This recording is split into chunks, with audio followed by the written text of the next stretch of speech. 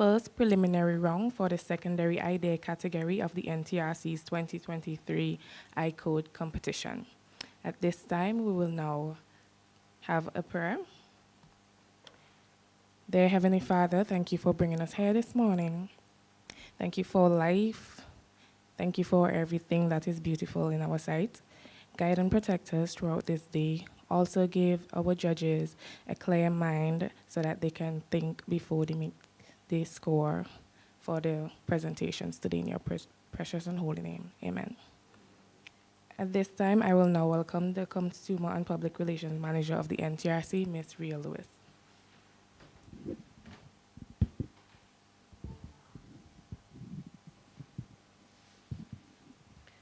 Good morning, everyone. As mentioned, we are doing the preliminary round judging for the NTRC's 2023 ICode784 competition, and we would be judging the secondary idea category. This morning, our judging panel consists of Mr. Karen Sutherland, Program Production Manager of WFM, Ms. Jamelia Crick, Lecturer at St. Vincent and the Grenadines Community College, Mr. Jadrick Cummings, lawyer at Cardinal Law Firm, and joining us remotely is Mr. Andre Brown, IT manager at Argyle International Airport. Thank you, Ms. Lewis. We will now start the presentations for the secondary idea category. Our first team would be from the St. Vincent Grammar School, Young Minds.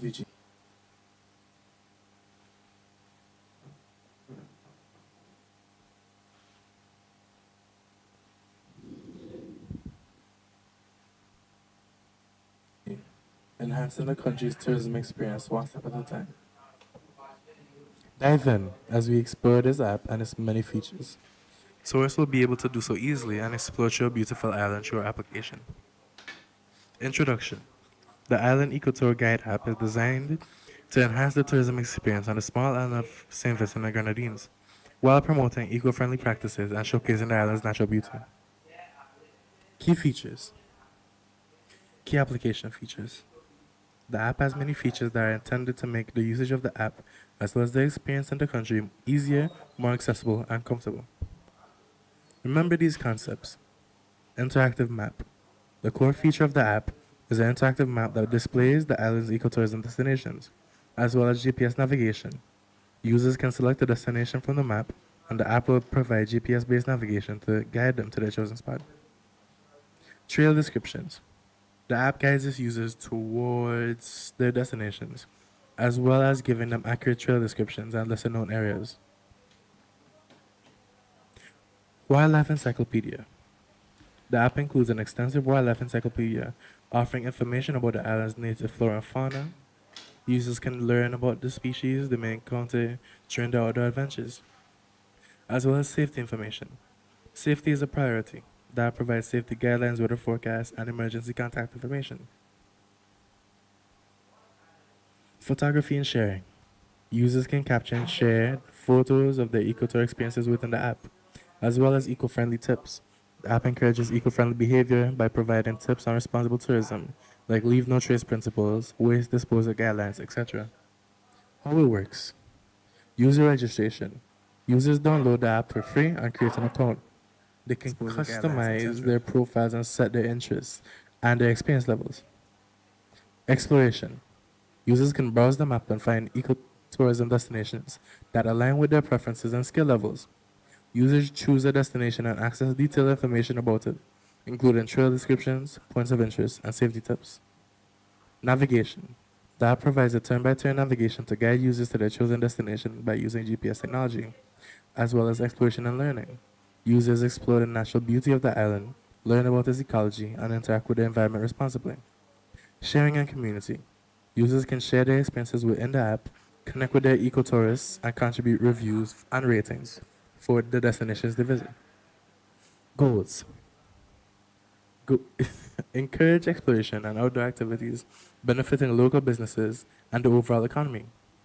Foster a sense of community among the ecotourists, encouraging them to share their experiences and knowledge. as well as collecting data on user behavior and preferences to continuously improve on the app's offerings and support sustainable tourism practices on the island. A picture is worth 1,000 words. Goals. Enhance the tourism experience on the island by providing easy access to information about its ecological attractions, as well as promote responsible ecotourism practices, ensuring that visitors leave minimal impact on their environment, as well as educating users about the island's unique ecosystem and wildlife. Advanced features. Offline mode. Recognizing that some remote areas on the island may lack consistent internet connectivity, the app allows users to download maps and essential information for offline use. This ensures that tourists can explore even in areas with limited network coverage. Local guides and tours. For tourists seeking guided experiences, the app connects them with certified local eco-tour guides and tour operators. Users can book guided tours, providing employment opportunities for locals and enriching the tourist experience. Integration with local businesses. Tourism. St. Vincent and Grenadines tourism industry. Tourism alongside agriculture has been one of the leading sources of economic growth in St. Vincent and Grenadines. This show the increase in tourists from 2010 to 2019 is 101.9%. This shows how much the industry is growing. To make it easier for the tourists as well as for the country in many ways, here's what the app will do. Local business directory.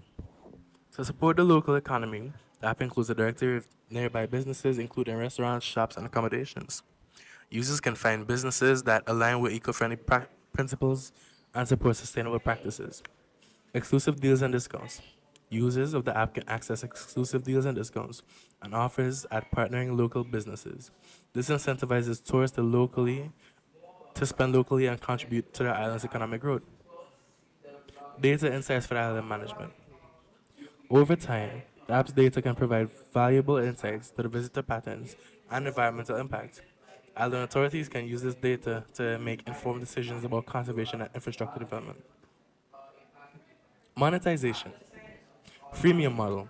While the core features of the app are free, it makes premium subscriptions with added benefits, such as ad-free usage, access to exclusive guided tours, and advanced analytical on one's ecological impact. Business partnerships. The app can collaborate with local businesses for sponsored content and advertisements promoting sustainable and responsible products and services. User-generated content. Users can contribute to the app's database by submitting photos, descriptions, and reviews of their ecotour experiences. This creates a sense of community and helps the app keep content up to date. Conclusion. The Island Ecotour Guides app is not only to guide and educate tourists, but to contribute positively to the island's ecosystem and wildlife while fostering a strong sense of responsibility towards environmental conservation. Through innovation and user engagement, it can be a powerful tool in promoting sustainable tourism on the island. Thank you for reading.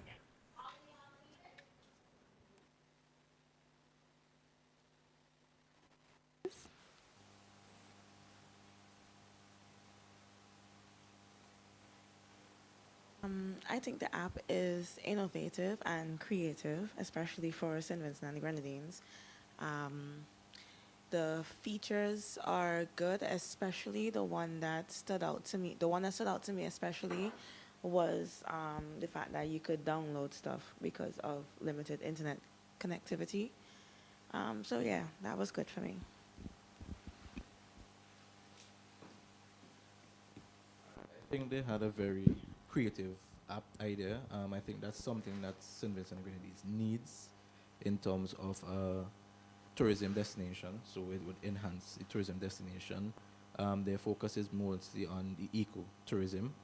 In terms of the app itself, I think it would be like annoying if persons trying to go in the app and they see ads popping up every minute that they're trying to access something. So that's something that they can look into. I understand that they're trying to monetize the app, but that's something that you could look into, because more than likely you're watching a video or you're trying to do something and a video pops up, you ignore it or you wait, or sometimes you even come off. So they could look into that aspect of it. It was a good presentation. There's some things that stood out to me in terms of hitting the target in terms of what the presentation should be about.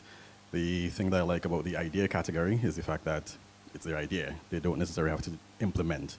So when it came to the advanced features of the app, I was expecting to see a bit more. Yes, they mentioned the GPS, but I was expecting to see things, especially because it's being used by tourists, or it's targeted primarily towards tourists. Maybe things just like AR, you hold up the phone and you see a guided arrows taking you through nature trails, things like that.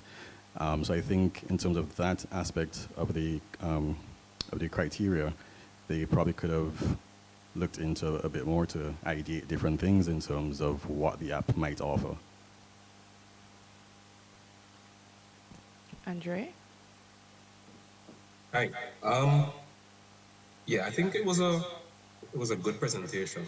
I think that the team thought through a lot of what the tourists would want as they come to visit St. Vincent, and that's good.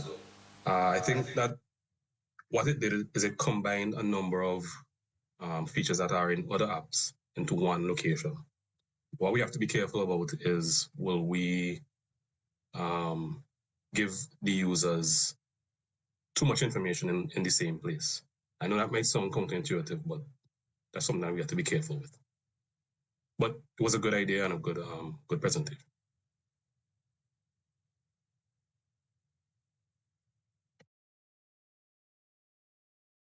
So from the St. Vincent Grammar School for CIS.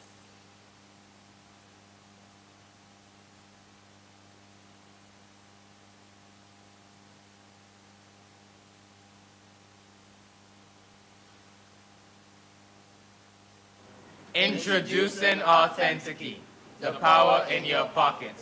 Our group members include Entrepreneurship, Matthew Wilson, Jediah Says, and myself, Jonathan Wood. Here's the problem.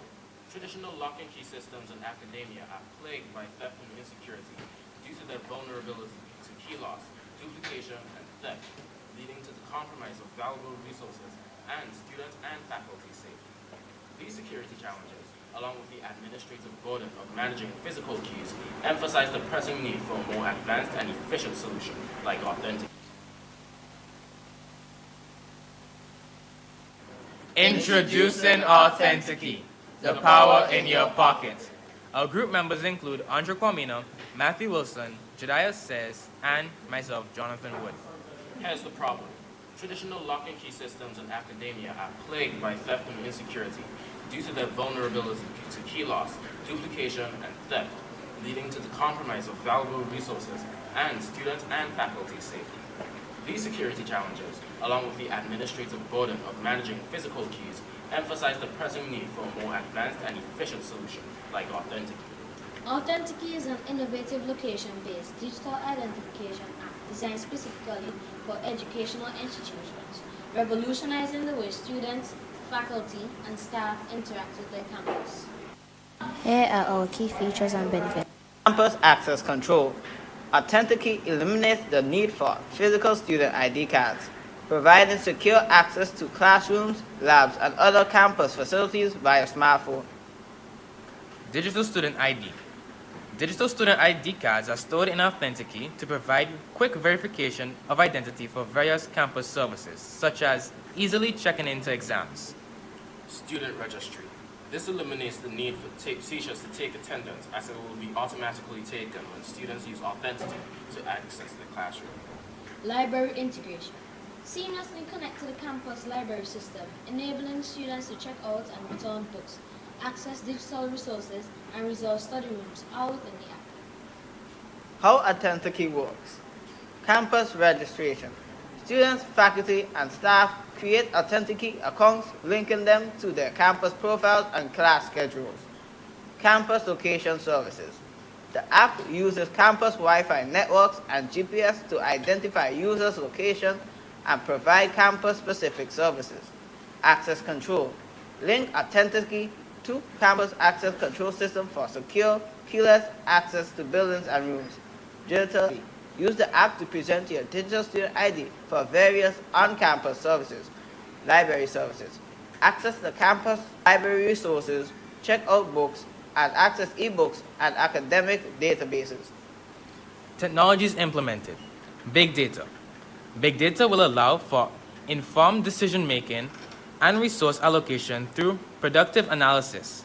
improving customer insights, enhancing our product development, and personalizing event recommendations, whilst also allowing for efficient risk management and operation. It also helps to protect against financial fraud and allows for cybersecurity. GPS. These technologies will be fundamental for features like access control and event recommendations. End-to-end encryption. End-to-end encryption will be required to ensure data privacy, security, data integrity, secure file sharing, international communication, legal and regulatory compliance, and user trust, as well as preventing man-in-the-middle attacks, insider threats, and third-party data mining, ensuring the protection of sensitive information. Database management. A database system will be required to store user profiles, access, control rules, payment information, event data, and other app-related data. API integration. We will need to integrate various APIs for services such as library systems, event systems, and other key features. These may be RESTful app APIs or GraphQL. Bluetooth and NFC technologies. To use smartphones as replacement for physical keys and identification cards, we may need to use Bluetooth technology for short-range communication with locks and access systems. Geofencing. To provide location-specific services and notifications, we will need to use geofencing technology to trigger actions when a user enters or leaves specific areas on a campus. Social media API integration. We will need to implement social media APIs to enable features such as check-ins on social networks. Beacons. For indoor navigation, beacons will be used to provide location-specific services and wayfinding within buildings. Mobile device management. In a school setting, MDM's solutions might be needed to manage the security and configuration of mobile devices that have the app installed. Machine learning. We will also need to consider machine learning algorithms for personalized events, recommendation, and engagement strategies. Sustainability. Every 6 months, the educational institution will be required to pay a subscription fee, the amount of which depends on how much students and teachers use it. It will cost a total of $78,500 to make, subdivided into $65,000 for app development, $10,000 for yearly maintenance, $1,000 for monthly cloud servers, and $2,500 for monthly advertisements. We thank you for your time. Thank you for CIS. At this time, we'll now listen to some feedback from our judges.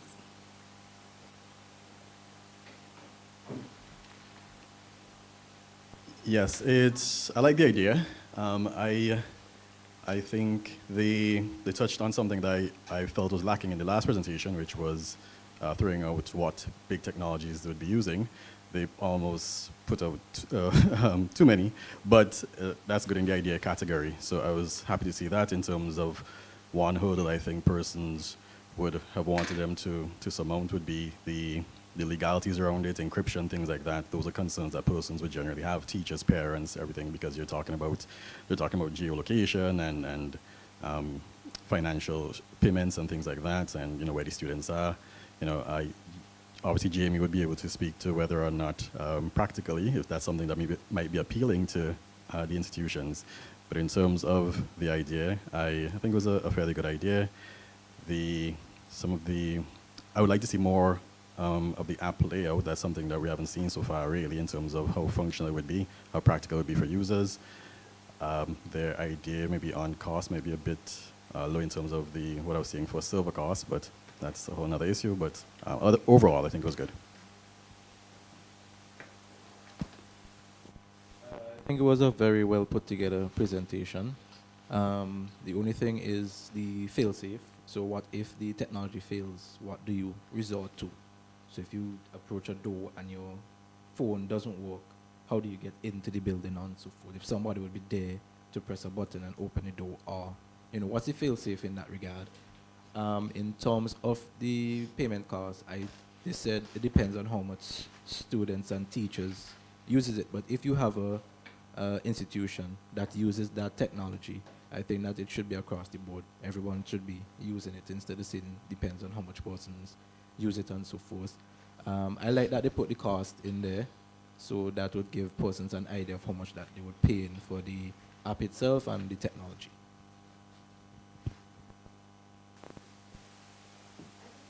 Creative. What really stood out for me as a lecturer is the attendance, because half the time when we're in classrooms, especially large classrooms, we often forget to take the attendance. So that would help out a lot. I agree with what everyone else says. My only issue with this is that it would be more of a college-based e-learning management system, e-learning security management system than secondary schools, just based off the fact that not everybody in secondary school would be as tech savvy to navigate an app like this. So you have to take time out to teach them how to use the app, and that might take a little bit more time than you would expect it to. And in secondary schools, they're allowed to take smartphones now. So that's the other thing too. Which schools allow you to have phones versus the schools that don't. And I think majority of the schools in St. Vincent don't allow you to have phones there. Well, secondary school, that is. Overall, it's very creative. I love how secure the app was presented. And you just need to work on it a little bit more.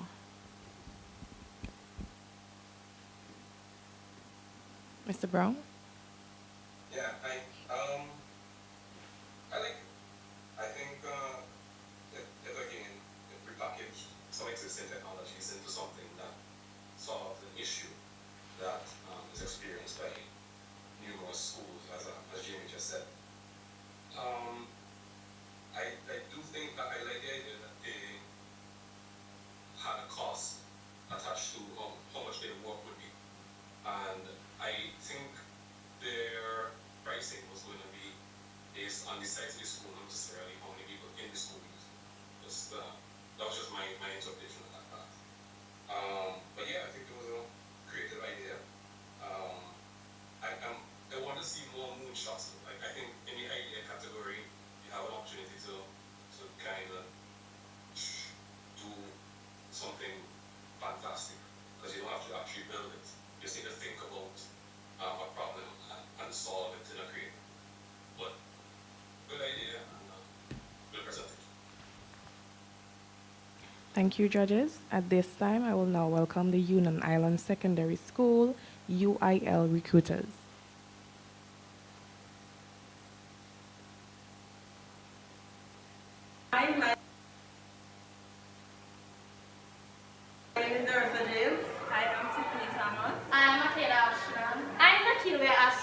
And we are the U.I.L. recruiters. The problems. In St. Vincent and the Grenadines, there is a high unemployment rate, especially among recent college and high school graduates. Also, many people are unaware of the jobs available in St. Vincent and the Grenadines, resulting in a high level of unemployment. There are also many high school dropouts that are seeking jobs, although they have little to no qualifications. The solution, Vincytwang. This is an application that allows businesses to promote vacancies with the ability to screen potential employees before connecting. Prospective employees can connect to employers and apply for multiple because they upload their resumes. Vincytwang connects persons to free and paid training programs and workshops. Our aim is to link employers with potential employees, to connect unqualified persons with training programs to prepare them for a job, to allow for more employment, especially for college and high school graduates, and finally, to provide immediate access to unemployed persons on the job positions available. Now here's how the app will work for businesses.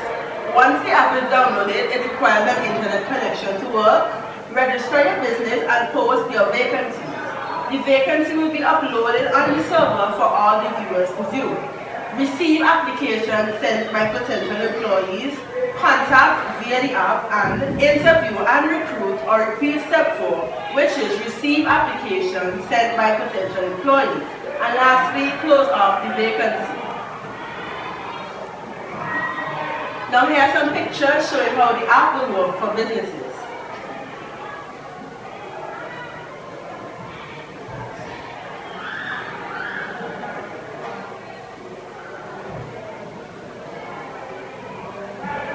Now here's how the app will work for persons seeking a job.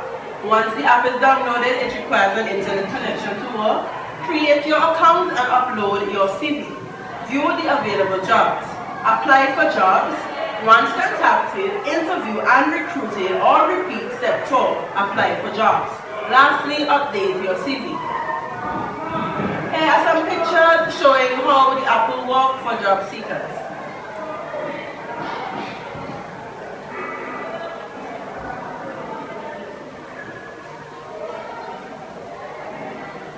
Get free or paid training on the app. We target high school and college graduates, unemployed persons, businesses, and high school dropouts. The budget of this app is 30,000 EC dollars. To maintain this app, we aim to in-app advertisement. This will allow us to generate enough money to maintain the application. This app will be non-profit. It is for employers and potential employees to connect. We would like to help unemployed persons so that they will be able to find a job, and also unqualified persons so that they can find a training program suitable for them. Now here's the pros of this app. It keeps individuals aware of the jobs that are available. It helps to promote businesses and attract new employees. It makes it easier for businesses to hire persons with the right qualifications, and it is a great way to inform persons of the training programs or workshops. Cons of this app are: it requires internet connection, it is cost constrained, meaning that it is expensive, and it requires updates when new jobs are advertised and when jobs positions are closed. Why Vincytwang? It gives unqualified and qualified persons the chance to explore a wide variety of jobs available, and it's the easiest and fastest way to connect persons to jobs and training opportunities. We thank you. Thank you, U.I.L recruiters. At this time, I will now ask the judges to give their feedbacks.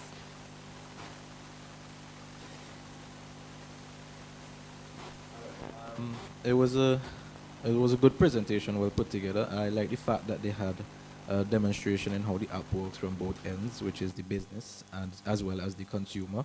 The fact that everything could be done within the app is a good idea, so you don't have to come out the app and anything. You receive your emails or whatever the case may be, schedule interviews and so forth within the app, so that's a good idea. They actually had a budget cost attached to it. They say it was expensive to maintain, so I think they could target businesses to pay like a subscription fee instead of just having the ads alone to run the app itself. And I like the fact that they presented pros and cons within the apps, so it actually shows you how the app works and the benefits and drawbacks towards the app. Thank you.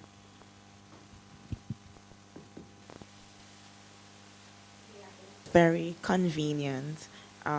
Straight to the point. It shows easy navigations in it. I like the visuals that they presented showing how the app works and the clear target audience. So you're targeting a specific set of people that would most likely gravitate to the app because it's beneficial to them. And I like the honesty about the cons of the app. The fact that it had a budget, I think that overall it was really creative. A good presentation. There's some things in terms of the criteria I don't think they quite managed. In terms of the implementation of different technologies, I don't think we saw a lot of that. I'm glad that we finally got to see a preview of the app, albeit we couldn't really see. but at least they had it, so I think that's good. Where they might struggle is in terms of the uniqueness of the app, in terms of why would employers go to that over, say, LinkedIn, over Facebook jobs, over anything else, basically, because job recruitment and job seeking is something that's pretty prevalent in the internet, on the internet. So I'm not sure exactly how unique or creative it is in that sense, but good presentation. Yeah, I think my colleague said it all. Pretty much, I'm happy to see a preview, finally. But I think that, as Jarek just said, the idea itself is not very new. I think they have a new spin on it, but that's something that maybe they could think about how can they make themselves different. Guidance alone, maybe not the best way, and there are other companies that do Caribbean-wide similar services, so it's something for them to think about if they move on to the next round. Thank you, judges. At this time, I will now welcome the team candidate Cloud from the St. Vincent Grammar School. Hello, ICode.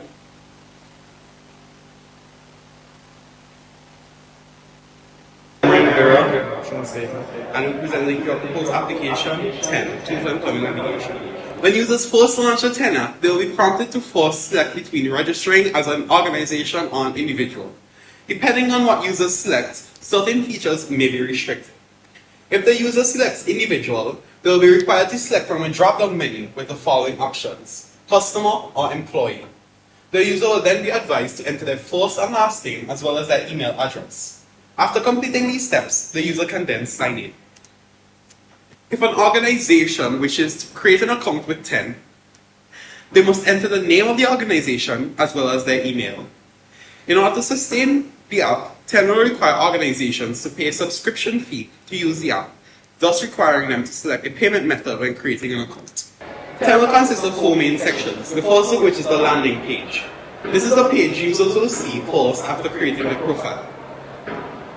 On the landing page, users will be shown content generated by a selective algorithm. This algorithm will be determined by the user's previously liked videos, search history, and content they post themselves. If there's a new account viewing the landing page, their algorithm will be determined by displaying a random selection of videos to them to determine what they like. Users will also be able to comment on videos as well as like, share, and quote content on this page. The second section of the 10 app will facilitate the searching of specific user profiles. They can also see profiles they have recently searched with their occupation and rating.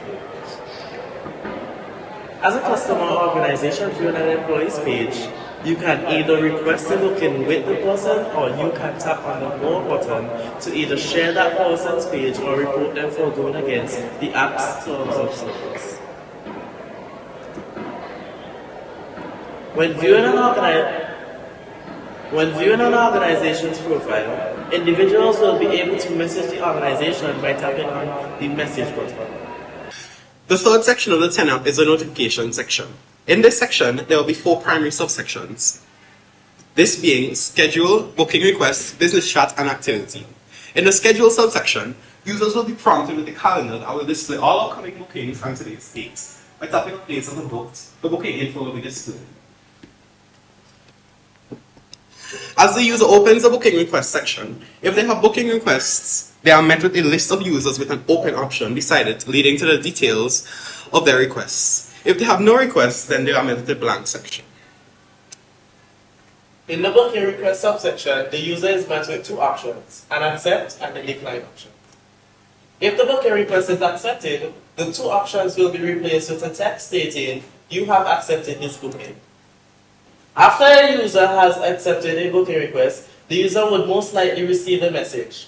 This business chat is highly moderated and restricted so that the chat remains safe and business related. If the user opens the message, they will be able to chat with the business freely as long as everything is within guidelines. The final subsection of the notifications tab is the activity subsection. In this section, This is where you will be able to see who has liked your video, liked your comment, liked your advertisement, or who has commented on your content, etc. The fourth and final tab in the 10 app will be the profile page. When users first sign in with an account, their profile will appear blank aside from their name. The owner of the account will have options available to them in order to facilitate the customization of one's profile.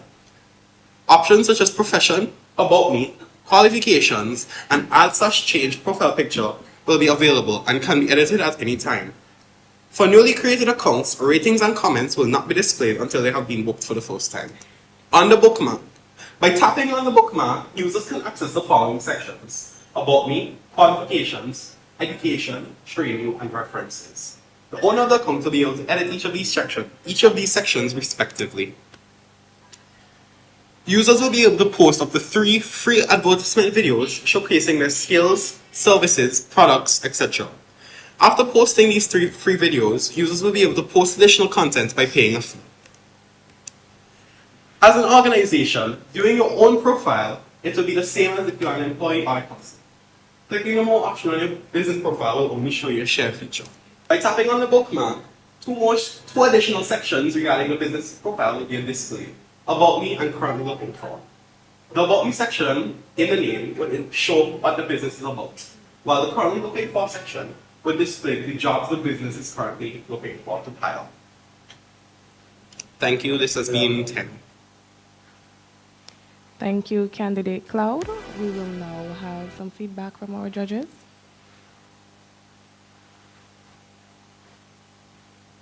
Okay, so I like the fact that they broke down the app so we could see exactly how it works.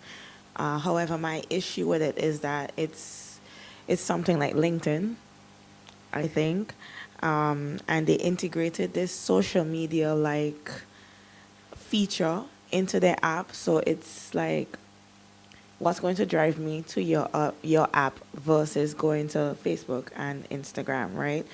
What's so unique about the app? I think that's what the app is missing, some uniqueness.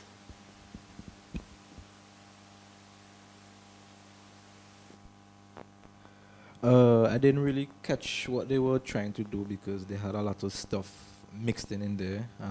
As Jamie said, they had social media, they had LinkedIn. Was like a job listing, and then they ended on saying that the user of the app should pay a fee in terms of that. I'm happy that they did a walkthrough of the app, which is a demonstration. So yeah, it's just a mixed in of LinkedIn and social media. So that's just the idea. I think the collective problem that all 3 of us, or maybe all 4 of us, would be having as judges is just identifying exactly the purpose of the app. In terms of, I don't think they spent enough time identifying the problem that they're trying to solve and what the app is doing in order to solve that problem. So maybe they should spend more, they can spend more time on that if they advance. I like that they had a presentation of the app, a walkthrough, like was previously said, and maybe as well you could concentrate on touching some of the other key areas that the judges would focus on, the monetization aspect, the technology aspect. So it's just to give a more grounded presentation in terms of what the judges would want to see. Mr. Brown? Yeah, I mean, I struggle with the creativity part of it, as I'm hearing the other judges did as well. It sounded like a remake of existing apps. And I did like the fact that they did the walkthrough. That is something that I'm happy that it showed that they actually thought about how the app would work and how the user would perceive it. But the idea itself, I think it needs a little bit of strength. Thank you. At this time, from the Union Island Secondary School, I will now welcome Team UISS, A Team 3.0, with their presentation, Vincytwang. Hi friend, welcome to Vincy. You want to come on a tour with me? Come, me van the park up over there so. Where we go? Port Charlotte, Market, me could even have around here. Where's it? Is that English? Where's it? You don't understand me? No, I don't understand you. But I play in English, me attack.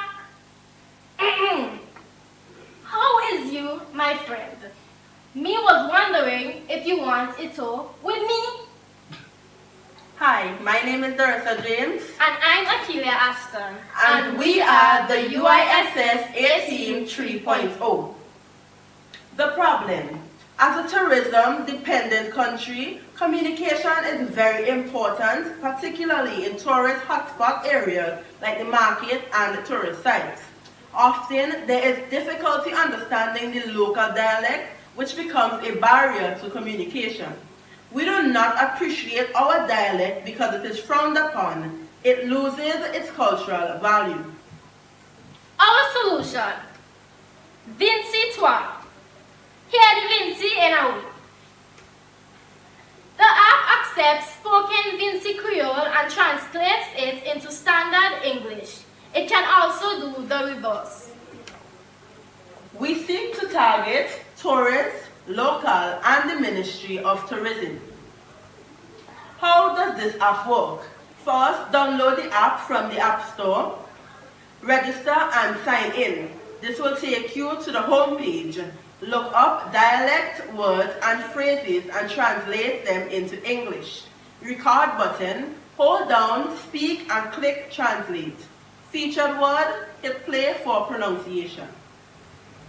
The budget breakdown in US dollars. Google APK development, $23,000, and miscellaneous, $350, which equals to a grand total of $23,350 US.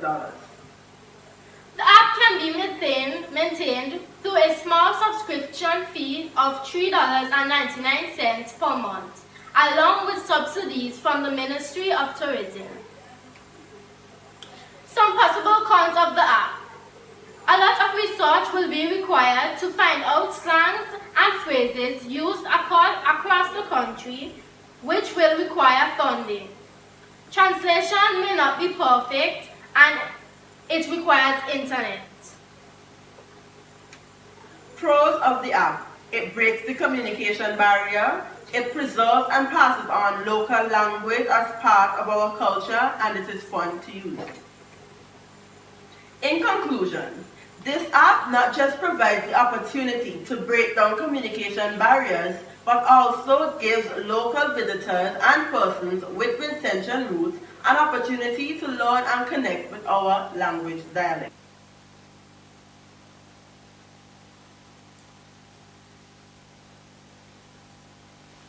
Thank you, Team U.I.S.S. A Team 3.0. At this time, I will now ask the judges to give their feedbacks. All right, so the question that I have with them is if tourism spends so much money training the taxi operators and tour guides, why would they pay for them to come back and use Vincytwang within that? They actually provided a budget, but I'm trying to figure out what is the $350 miscellaneous fee, because when you give an idea to somebody, you must say where the money is going. You can't just say miscellaneous. The other thing is the tourists. When a tourist comes in, they doesn't have internet. They don't have internet.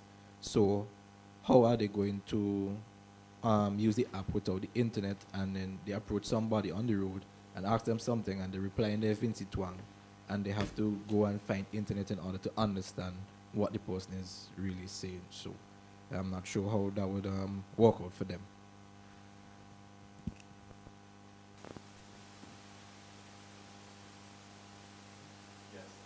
It's a fairly good presentation. Definitely, well, as far as I've come across, a very unique idea, very unique app. Don't think I would have expected to see that. I'm glad that they spoke about the cons, because some of the cons that they spoke about were some of the concerns that I had while listening to the presentation. But I think there's probably also a missed opportunity to capitalize on some of the cons that they mentioned in terms of, again, hitting the criteria that we're judging by in terms of big technologies. They could have said, oh, well, because yes, a con is that You would need internet to process translations in real time, but they could have gone into technologies that would have cured that or remedied that. And it's something that they could probably spend a bit more time on.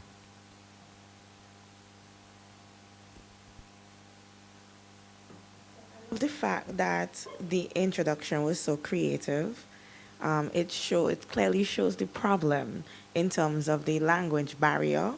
But I share the same sentiments as Jaderick. I think you can be a little bit more innovative in terms of technology to show how the app could be used. Yeah, I think it was a great idea. Not of the moonshot, right? But I think, as Jaderick said, there is an opportunity there to kind of show more of the technology that you will use. And I think one is right there. So if you're listening, maybe take that on board and try to figure out what that technology is that you can touch on if you go forward. You touched on pricing, might be a little incomplete there, but I think it was good. And the sustainability part, that's something you might want to touch on as well. Because are you going to expect that a tourist will pay $4 a month for an app to translate Vincytwang that they can only use in St. Vincent? So maybe we could touch on that and think about how the app will be more sustainable in the future. But good idea, and this direction I think I expected more deep into. So. Thank you. At this time, I will now welcome from the St. Vincent Girls High School team, Digital Democrats, with their presentation, Voters Tech.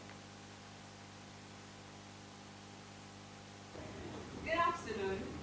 DigiNet presents Voters Tech.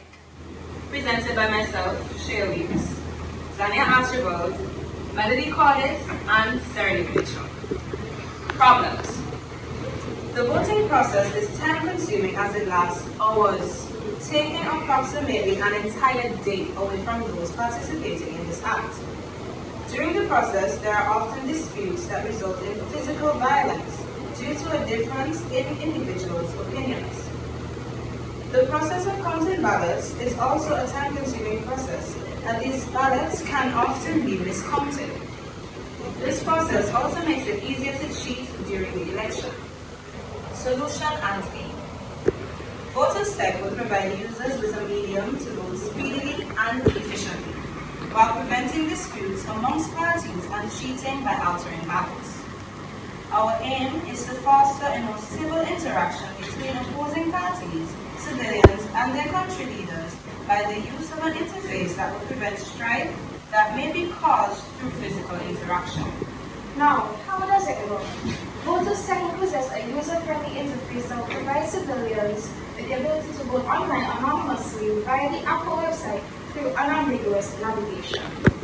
What makes it innovative? Normally, the voting process takes hours, while by using Voters Tech, this time can be reduced to minutes at most. The ballot counting system makes it easy to cheat during an election, while Voters Tech automatically counts the election votes for each official, preventing a miscount as well as cheating. Our target audience are government officials and civilians. Voters Tech caters for both of them. Government officials, public announcements, campaign events, etc. can be sent via the app as notifications instead of the usual microphone and video approach. More prepared projects could be presented to the public, unlike the currently done physical meetings. Voters Tech allows government officials to post polls and ideas online and set a time for response.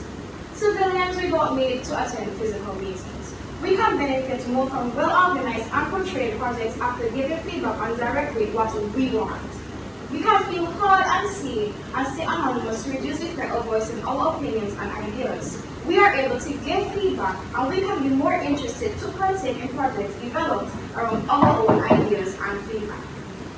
The features of Voters Tech. Push notifications. Effective relay of messages and alerts to the public. Chat function enables end-to-end encryption communication between civilian government officials. Customization. It allows the users to customize their user experience. And finally, feedback system. Additional features and technology. Cloud computing will be enabled to hold multiple projects information. AI chat box gives access for simple civilians reports and matters that will be sent to the respective government officials. Sustainability. VotersTech would be non-profitable. VotersTech would need to partner with government officials to keep the act active and effective. VotersTech would not need human intervention since the app would generate the analytics and so forth, but as programmers, we would maintain the app. The total budget for the app came up to $99,836.56. As you can see, we put in most of our investment into the security system because security is of the utmost importance to us. So we have put measures in place to make sure that our security system will not be compromised. As we have seen over the years with the various misconducts experienced, we have taken security as our top priority, ensuring all misconducts experienced using the manual system are eliminated. The pros of this app: it reduces the time taken to calculate votes, prevents physical disputes, hence decreasing animosity in communities. Government officials will be able to obtain more accurate and rich feedback from civilians readily and over a short period of time. Country products will have greater interaction and input from precedented projects, project preparation and analyzation. The cons of this app would require internet access.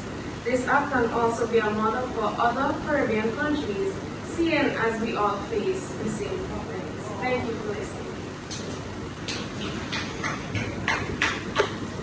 Thank you, Team Digital Democrats. At this time, I will now ask the judges to give their feedbacks.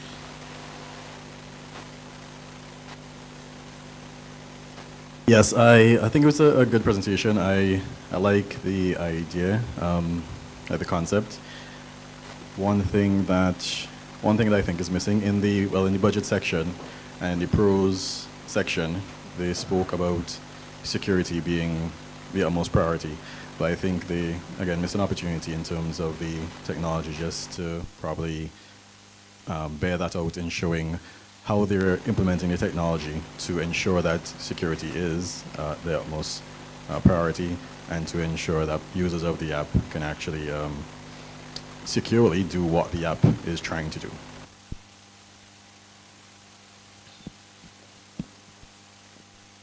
It was a great idea. They identified the problem and came up with a solution. They actually had a target audience as well as a budget breakdown. I like the fact that they put more emphasis on security, but they could have divulged into that a bit more so that persons would actually feel safer in terms of investing in their idea. I like the fact that they didn't really leave it to St. Vincent and the Grenadines alone. They actually said that they would incorporate it into the Caribbean because we face the same or similar problems in terms of those aspects. And I like the fact that you could put your opinions and ideas into the app so that the government officials would actually see and could probably deal with it at the point in time.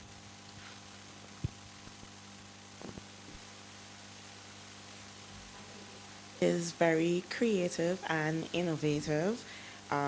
We all hate standing in long lines to vote, whether it's elections or even school votes, right? The only thing that stands out to me that has a negative impact in terms of the Caribbean is that people like to meet physically, to have meetings and to rally and stuff. And one thing that they said here is that you don't have to attend meetings physically. I think that's something that people like to do. Other than that, I think the app was good.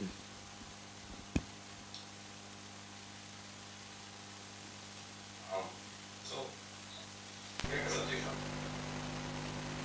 they identified the problem is the whole idea of having to go to polling station or what have you to vote, and that it's open to cheating.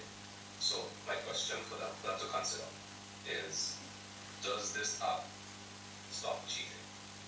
Other than that, I think that they did touch on technologies that, well, not all, but they touched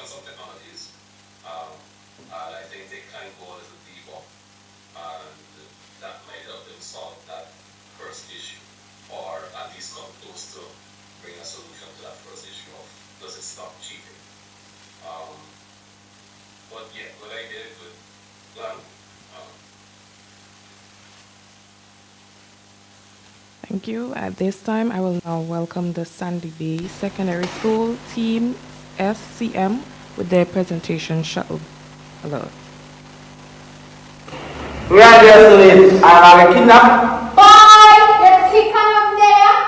I'm tired, I'm weary, I'm hungry, let's see come there, but I'm not go home. Ever since 95 there, me kind of hungry, me very hungry, everybody says, I don't want to go home, I don't want to go home. Well, go right off to provide some bus per road because as soon as 8 o'clock hit, all of them gone. 1, 2, 3. Good morning. We are the students of the Canouan Secondary School.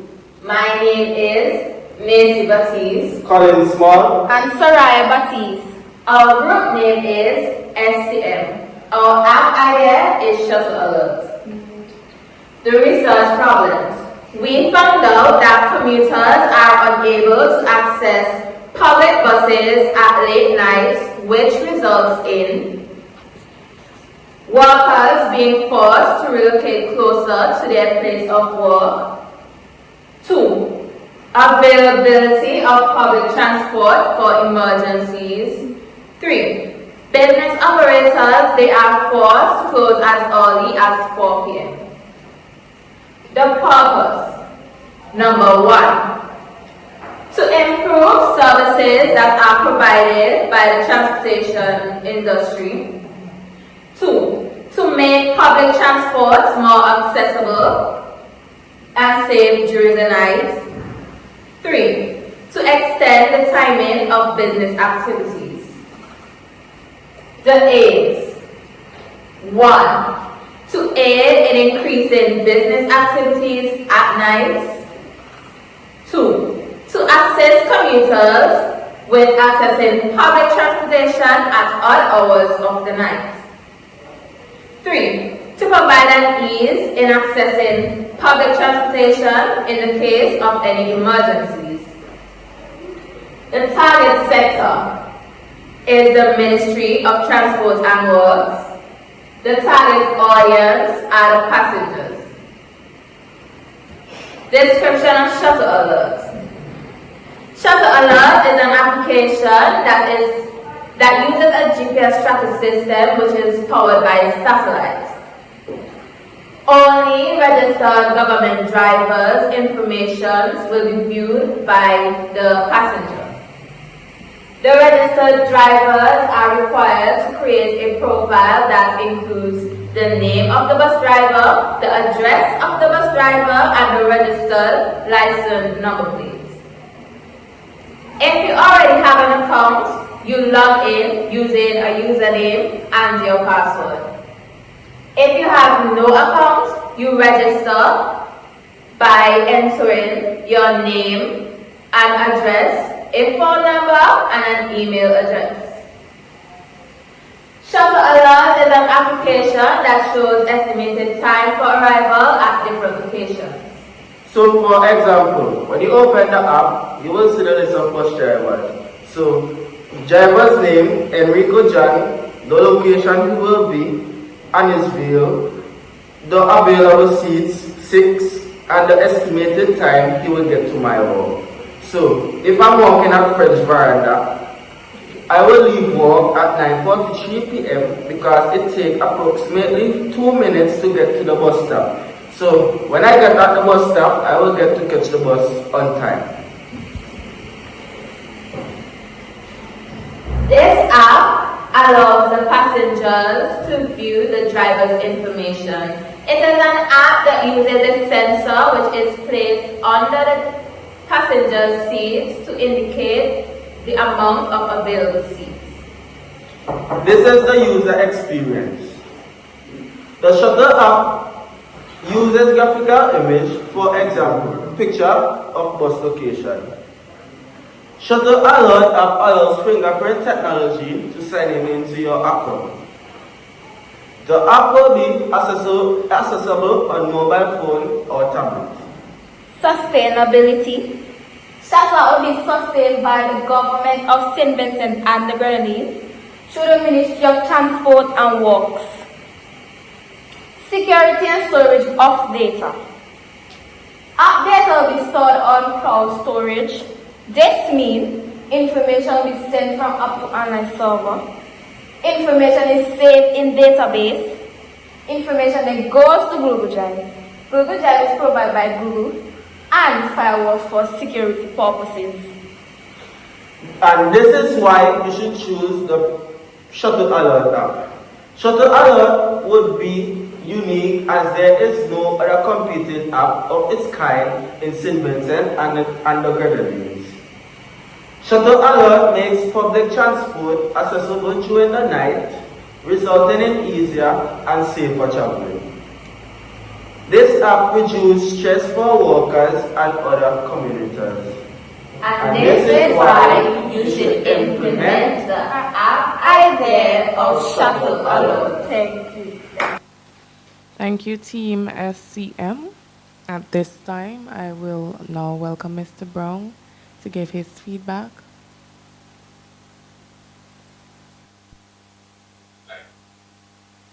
So it seems very similar to another app that the government has been working on, albeit not so successfully. But I think it was something that they can probably think about how they can differentiate themselves and make it more accessible and more successful than the implementation that exists right now. Other than that, they did touch on a lot of technologies. I'm not sure what sustainability part of it, but good idea, but just a little bit of tweaking needed, I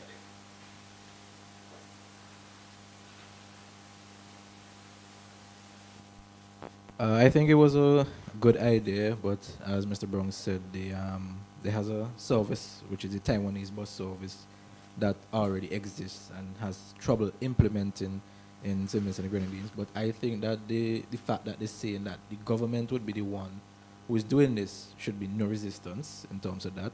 In terms of the sensors under the seat, they need to find a way to combat that, because somebody might put a bag or load on the seat and that might register as a passenger. So they could look into doing that. They touched on security, but they could have gone into it a bit more, because a lot of persons don't like putting their information online, as well as their driver's license and so forth, so they don't want to have that online. So they need to say how they're going to secure that, and yeah, that's about it. The information is being shared on a Google Drive? Okay, so who determines who has access to the Google Drive, and how is the drive, how are you going to share it? Right, because you have to add emails and share it. So how is that going to work? That's the only thing that confused me a bit.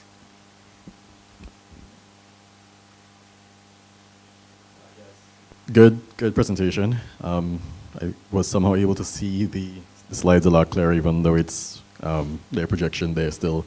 But just jumping on to what Andre said as well is the implementation. So I think initially I got the impression that they were going to probably work with the government to bring in their own buses. I'm not sure if that is the exact idea, because the problem now with the current system is the fact that the private drivers don't want to register for the GPS locations to track their buses. They feel as though that's an invasion of their privacy. Obviously, if the government brought in their own buses and had their own drivers, then that wouldn't be an issue. So that's one question I would have asked, or maybe they can clarify in the future. And I think that's it. The other question I had was surrounding the sensors again, but I think they addressed that. Because I was wondering how the user is going to know, okay, or how, if the bus driver was going to be responsible for continuously updating how many seats are available. I like the idea of having the sensors, but like we said before, if somebody puts their bag on the seat, then that could be an issue. Or I guess if somebody's bag is on the seat, it means the seat is not available. But that's one thing they could probably try to explore the idea a bit more on. Thank you. At this time, I will now welcome from the Canouan Secondary School, CSS Coders, with their presentation, Quick Appointments. Good afternoon, judges. My name is Akila Garrett, and this is my teammate Sarah Williams, and we are the CSS Coders. Many individuals face challenges when scheduling doctor's appointments, leading to inefficiencies, long waiting times, and delayed healthcare access. Our goal is to develop quick appointments that addresses these issues by streamlining the appointment scheduling process, improving communication between patients and healthcare providers, providing convenient features to enhance the overall healthcare experience. Details of the app. This app will be used as a pre-appointment tool. It can be used to assess your symptoms, which a report will be sent to your doctor where he or she will then advise you on your next step. It can be used to schedule appointments to your doctor or professionals online. Not only can it be used to make appointments, but there will be a feature where it will allow you to have quick video consultations. How will the app work? Users will be required to create an account with a valid email address or phone number. Users will be greeted with a welcome screen that is personalized to school. There will be an option to start checking symptoms if you so desire, or to simply schedule an appointment. A confirmation message will be sent once your appointment is confirmed. Users will receive a reminder about the appointment once the time is right. How would quick appointment benefit the society? Quick appointment will be beneficial to the society because it will make it easier for you to schedule an appointment. You will be able to short talk to your doctor about your problem when you can make it face to face. How will quick appointments make money? 1. By using in-app advertisements. 2. The doctors utilizing the app will be required to pay 5% of the total cost of the appointments that were scheduled through the app. Patients will have the choice of paying through the app if they so desire. How will information be stored? The user's data will be stored on the cloud. We would ensure that our clients are kept secure by using a robust system. Security. There may be sensitive information that individuals do not want others to have access to. The app will be secured by individuals using facial identification or passcode. Thank you for viewing our presentation.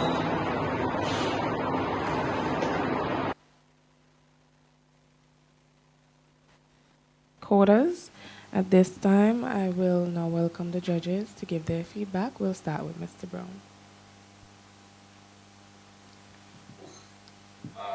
That information, that's very, very sensitive. We touched on it at the end a little bit, but I think if you're taking information like people's symptoms and so on into an app, I think it warrants a little bit more development on the security and how you're going to do that, which will also help with your use of technologies. So think about that if you make it to the next round. In-app advertisements, that also touches on the same security thing. If you're going to use advertisers, they often collect metadata and so on so that you can serve the right ads to the right people. So if you're doing that in a health app, you have to be very careful with that. And the doctors paying, I'm not sure why a doctor would why would a doctor use an app that they have to pay extra for when they can just get you into the office? So we have to think about how am I going to give value to the doctor that they don't have from just having people walk into the office. So that's something that you have to think about when you're going forward. But I think I like the idea. There is something there in that we need a more efficient way to book appointments with doctors and health in general. So good idea, but just think about those things that I mentioned.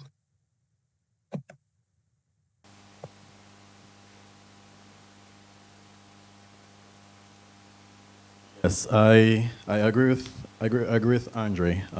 There's some elements of the presentation that I think they need a bit more focus on. I was going to say the same thing with the doctors, what doctors paying, things like that. Security, another aspect that they need to spend a lot more time on. I think the presentation itself was very concise, probably the shortest that we've seen.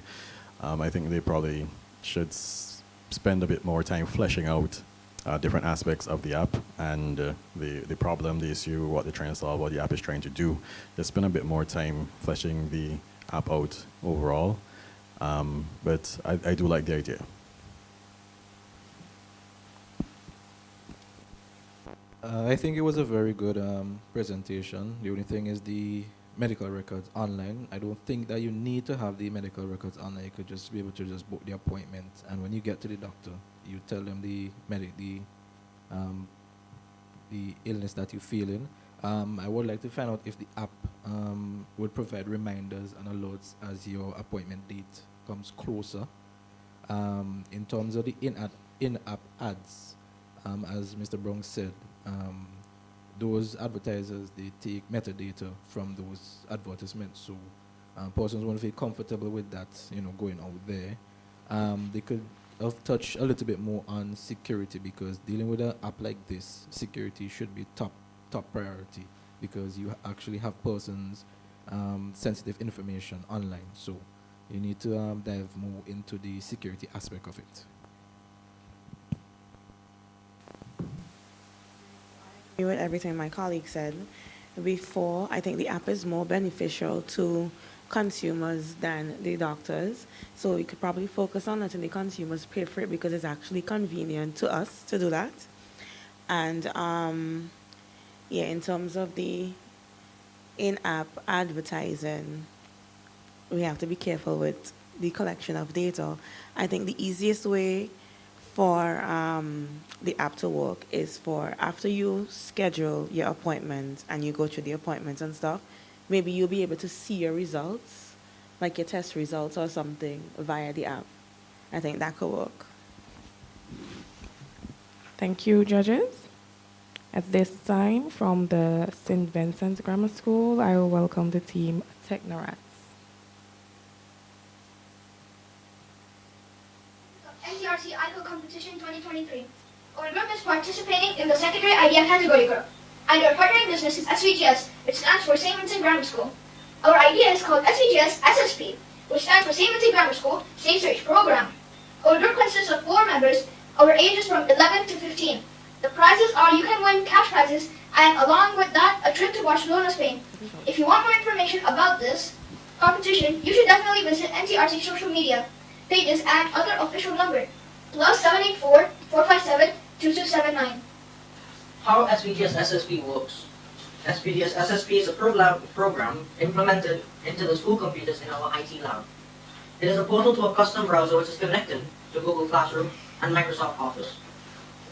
As a safe search program, it blocks out explicit content.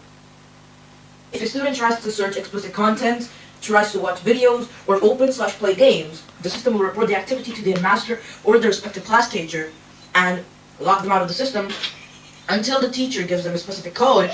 Only the headmaster allows it after taking any actions required. This can be overwritten if they want to use it for class-related purposes.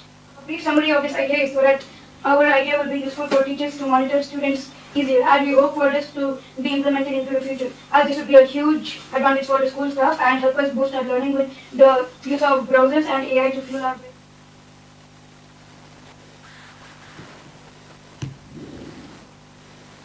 At this time, we'll now listen to the feedback from our judges. And we'll start with Mr. Brown.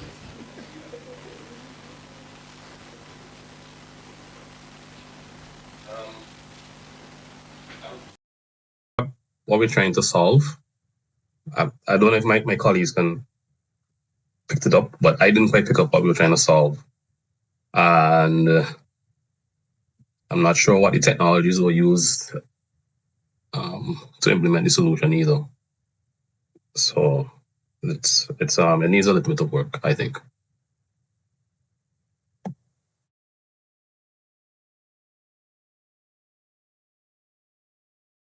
Kicked off or logged out of the system, and only the headmaster can log you back in or give you access to view that page and so forth. If that was the idea that they're going for, it's a very good idea, but there are ways in which you could block out websites already. So yeah, that's as much as I picked up from it.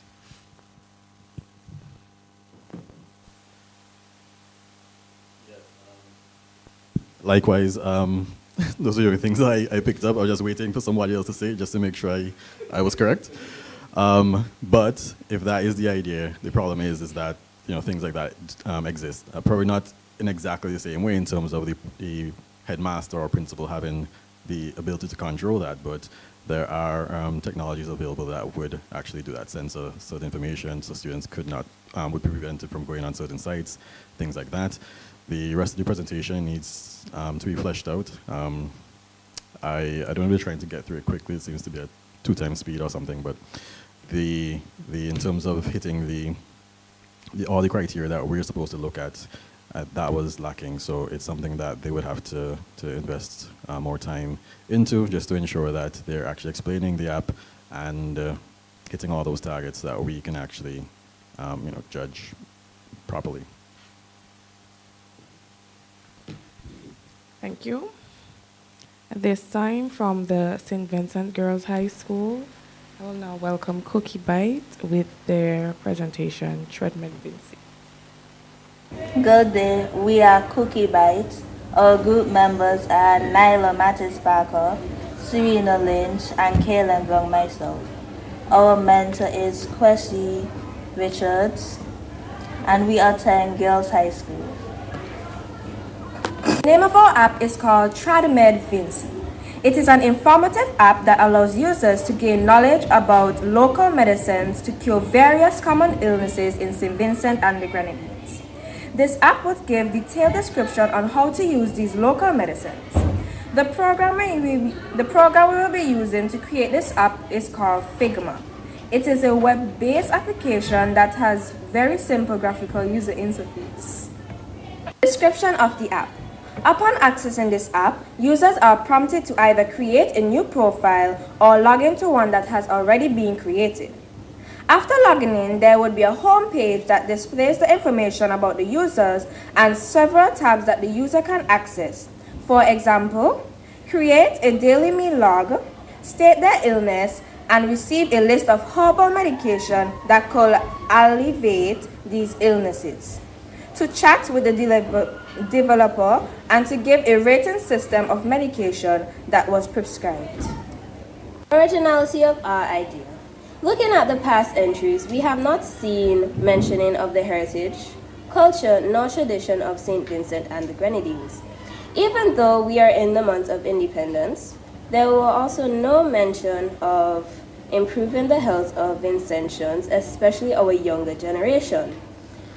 There are various apps outside promoting the use of chemical medicines, polypharma, reaction flash, etc., but none that promotes the use of herbal or traditional medicines.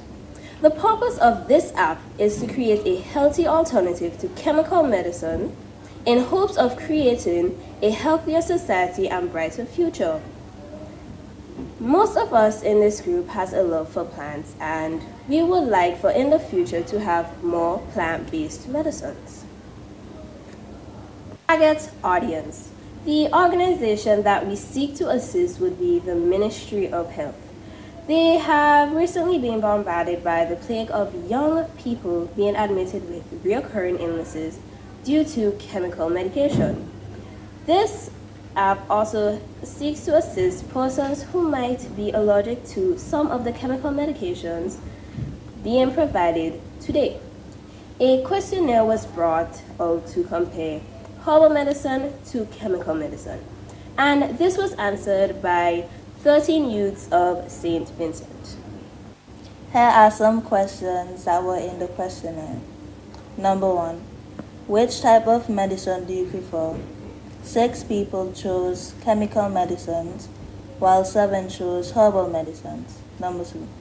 Have you ever tried herbal remedies for any health concerns?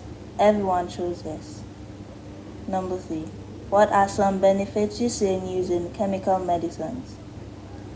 Some people said less side effects and less damaging, cheaper and more soothing, easily available and no limit to consumption, hair growth, no allergic reactions to certain chemicals, safer, natural healing, and they are not only used to cure cold but also used to relieve joint pains. Number 4. Are you concerned about the potential side effects of chemical medicine? 10% said yes and 3 said no.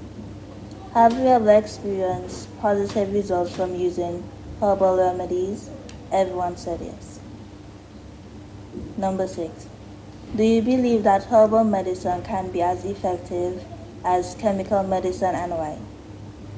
3 people said yes. Their responses were, there are more than one way to use both chemical and herbal medicines. Both are used to treat allergies, asthma, etc. and works just as well. 10% said no.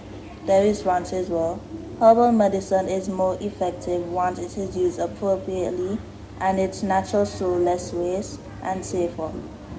Natural herbs may not be strong enough to stop pain instantly compared to chemical medicine. Chemical medicine has been studied and amplified over the years to specifically treat specific illnesses and herbal medicine, and herbal medicine has few effects. Some herbal medicine doesn't work on some people like herbal medicine does. Certain chemicals can harm your body. Herbal treatment couldn't cure COVID-19, but chemical medicine did. The result of the questionnaire shows that herbal medicines are more effective, safer, less wasteful, etc. than chemical medicines. So why are Vincentians still dependent on chemical medicines when we are a home of many herbs and folkloric medicines? Without traditional medicine, St. Vincent and the Grenadines may face limitations in treating certain illnesses and maintaining overall health. The lack of traditional medicines can also lead to challenges in preserving cultural practices, which can have an impact on the overall health and cultural heritage of the community. How is our idea innovative? TradMed Vincy app would create a medical profile on the user so that we can detect any current medical problems or future problems based on this medical profile. Based on this information, the user can also create a daily meal log to ensure that his or her health remains intact. The app would have a rating system that would allow users to state how effective the use of the herbal medication was.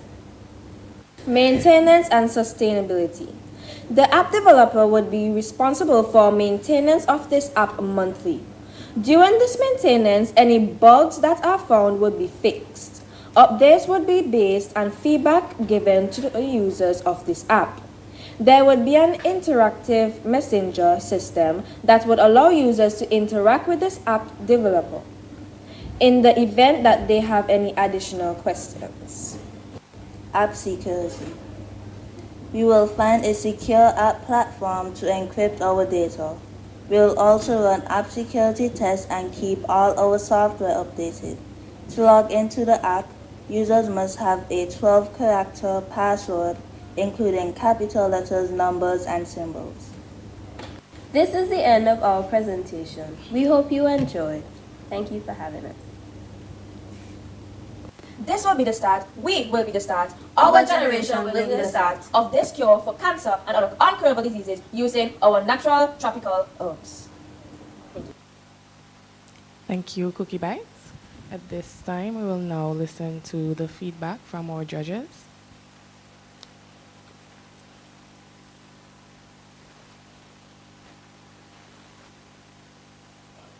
It's a good presentation. The idea, it's, I like the idea. I like the fact that they came up with it in terms of an alternative to what you see as chemical medicine, what they're calling chemical medicine. The problem, which I think they had in terms of the presentation, is that they introduced the questionnaire and the results of their questionnaire. Listening to the questions, I don't think it actually reflects the results that the app will be used by a lot of persons or adopted in that way. So maybe that's something that they can look into in terms of the other areas. I'm not sure. I didn't hear a lot about the technology that would be used or implemented in terms of the how the app works and operates. And yeah, so I think maybe those areas are something that they are areas that they can look into. I think that is a very good idea. The only thing, like, well, a couple things. The back end, they didn't specify if they would be chatting with someone in the back end, or when you put in your medical records or your illnesses, if you would be getting a response from a person or AI or whatever the case may be in the back end. Would they have any doctors employed to do that? As well as my colleague just said with the questionnaires, they shouldn't have put in the questionnaires and the answers, because that doesn't show that the app would be used for the herbal remedies for medication. I like the fact that they have a daily meal log, so it keeps track of persons, their day-to-day operations. But they didn't stick to security. They only mentioned the security for the user, which is the 12-character password for the user. But for their end, they just said they would find a secure platform to have their security, but they could have divulged into that a bit more.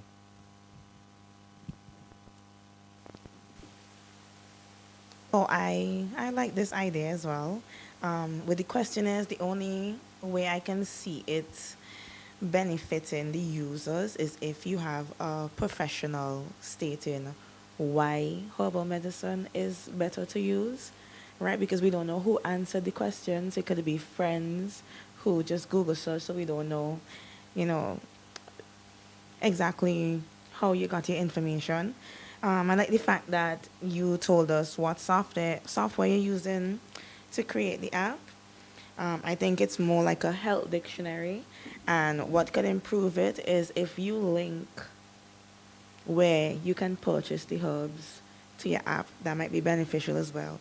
Also, you said the target audience is the Ministry of Health. I think your target audience should be consumers, like people in St. Vincent or the Caribbean, etc. Mr. Brown? Yep, hi. So, it was a very creative name for sure. And the idea itself was very creative. I wanted to find out where the remedies were coming from. Who's going to populate and say that Coriolis is good for XYZ in the app? Is that going to be an open source thing that happens over time as users interact with it? So perhaps think about that if you proceed to the next round. And I would also like to see more focus on the app itself. I think what the auditors were also saying is the whole idea of the questionnaire took away from the essence of your presentation. I think if you're talking about your app and the technology be involved in your app, we want to hear that. I did like that you mentioned passwords, but again, if we're talking about people's medical history and people entering symptoms, we have to talk about security in a more in-depth manner, especially on the back end, as my colleague mentioned as well. But good idea. There is something there. Just think about it a little bit more. Thank you. At this time, I will now welcome the Union Island Secondary School Team U.I.S.S. 18.3.0 with their presentation, Care to Volunteer SVG. Hi, my name is Akeelia Ashton. I am Tiffany Thomas. And I am Nerissa James. And we are the U.I.S.S. 18.3.0. The problem. Many organizations have trouble securing manpower for important community activities such as cleanups, agricultural projects, cultural events, and the like. There are many young people who have not developed strong sense of community because they are not involved in community building activities. These are often the ones who find unfavorable activities to get involved in because they have a lot of free time. Young people lack work experience, and this creates a barrier when trying to find jobs. Our solution, Care to Volunteer SVG. How does this solve the problem? 1. It provides a way for young people to access volunteer or paid opportunities for community-based organizations to do work in the community which aids in building community spirit. It also allows organizations to get more manpower to execute community-based activities. It provides an avenue for young people to gain some income from stipends from funded activities, and young people can gain important work experience from being involved in meaningful activities. They can in fact find an area that they may wish to pursue in their career. We seek to target young people between the ages of 15 and 25 and community-based clubs, NGOs, and non-profit organizations. How does this app work? Local registered clubs, non-governmental organizations, and non-profits download the app from the App Store. They will register their organization, including uploading their registration certificate to prove that they are a legitimate organization. Young persons between 15 and 25 will register. They can include in their registration some areas of interest as well as a list of any particular skill sets they may have. They will have the option of using a fingerprint reader that is linked to your phone to log in. The organization can advertise any events they wish to get volunteers for in the app, the date and location, and whether any skill set may be an asset.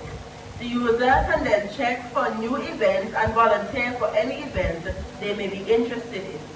It will also use big data to match specific like location to events near me.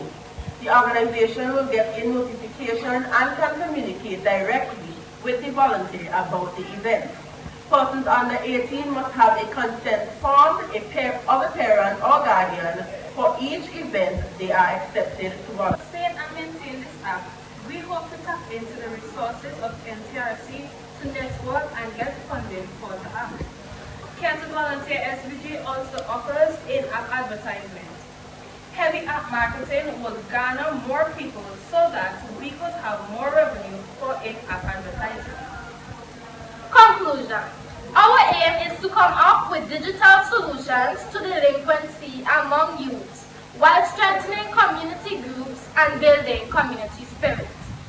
Care to Volunteer app provides a way to kill several birds with one stone.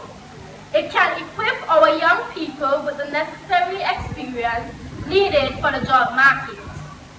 It will keep them meaningfully occupied while assisting our local organizations to carry out their mandates to building up our vulnerable communities across St. Vincent and the Grenadines. We thank you. Thank you, Team UISS A Team 3.0. At this time, I'll now ask the judges for their feedback.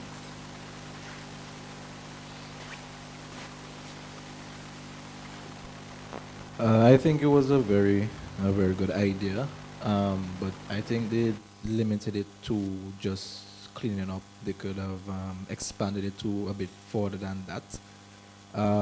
They could make their target audience wider because they say they're catering for 15 to 25. But what if somebody is 30 or over? They could, expand their horizon on that. To get into the app, they said it was fingerprint. I don't think you should limit yourself to fingerprint only, because persons have phones that are not don't have fingerprint readers, or they might have a privacy screen that don't allow your fingerprint to read. So they could open to more security in terms of that, as well as their funding. I chuckled a little bit about that. They could target other institutions for funding in terms of that. So that's my take on it.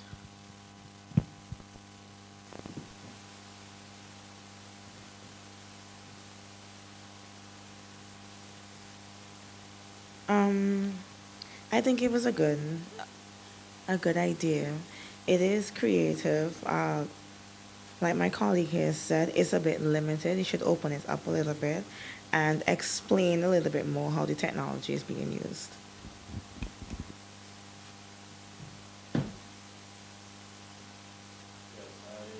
I like the idea. I like the name of the app, Care to Volunteer, and but yes, like my colleague said, I just think there's some parts of their presentation that should have been fleshed out more in terms of the app usage and different areas that it could possibly apply to, so that users could see the benefit of getting onto that platform.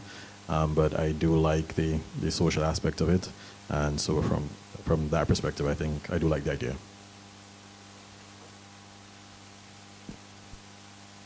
Yeah, good idea. I think, as everybody has already mentioned, I think the problem that they're trying to tackle is a bit small. I think the idea can be expanded in other directions, and it's something that they could probably think about going forward. Other than that, I think everybody touched on everything that I had made as my notes here. And I hope the NCRC is listening to where the funding is going to come from for this app. All right, thank you. At this time, we'll have the Sandy Bay Secondary School PYTA alert, pick your truck alert.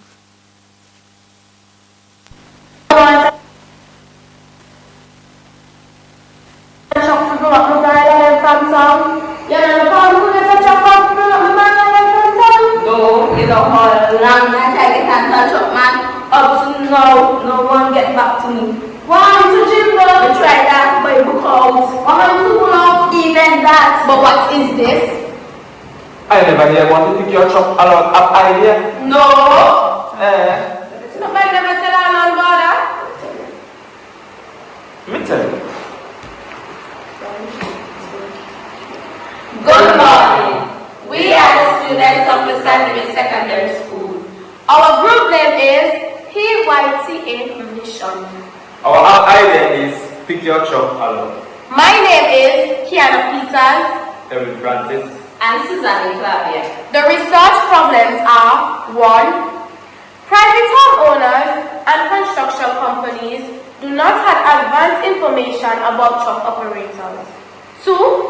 Truck operators' availability is unknown. 3. Services offered by truck operators are not known. 4. Costs cannot be viewed and compared by homeowners and construction companies. The purpose: 1. To compare prices of truck operators. 2. To make the trucking industry more diverse. 3. To reduce the time spent to locate truck operators. 4. To reduce the stress level of homeowners and construction companies. The aims of the app are 1. To regulate prices of truck operators. 2. To allow homeowners to have access to truckers' operators' information. 3. To allow homeowners and construction companies to have access to truckers' costs and availability. Target audience of pick your truck alert. Truck operators or truck owners, homeowners and construction companies. Target sector of pick your truck alert. Ministry of Transport and Roads. Description of pick your truck alert. PYTA truck operators create an account using their username and password. If you already have an account, you can log in. If you don't have an account, you can register. Truck operators then enter the following information.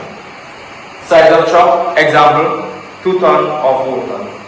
Truck's number plate, driver's contact information, services offered and cost, availability, and truck location. For example, name of driver, Colin Small, his location, Sandy Bay, size of truck, 4 ton, truck's number plate, PJ435, phone number, 174-455-62G12, email address, collinsmall@gmail.com. Services offered, transporting of sand to Rabuka, to Bayabo, $250, to Prospect, $400, transporting lumber from Kingston, 50 pieces of 1x12 to Bayabo, $300, to Georgetown, $400, availability, not available. A payment can be made using a credit card or Visa card, or you can either pay in person. Once a account is created, an alert is sent to homeowners and construction companies of new truck operators. Homeowners and construction companies also create an account using their username and their password. If they already have an account, they can log in. If they don't have an account, they can register or sign in. PYTA allows users to view all different truck operators' information, example, availability and cost. Homeowners and construction companies select preferred truck operators. An alert is sent to truck operators respond. Sustainability of Secure Truck Alert. Truck operators pay a monthly subscription to use PYTA app. Many truck transports and works subsidize PYTA. In-app advertisement, meaning to public communication to promote PYTA. Storage and security of data. App data will be stored out of storage. This means that information will be sent from app, information saved in database, information goes to Google Drive. Google Drive is provided by Google. Installation of firewall for security purposes. This is why you should choose PYTA app. There is no other app like PYTA in St. Vincent and the Grenadines. PYTA is an app that will regulate trucking services in St. Vincent and the Grenadines. This app helps truck operators to be more organized and efficient. And this is why you should implement the idea of Secure Truck Alert application.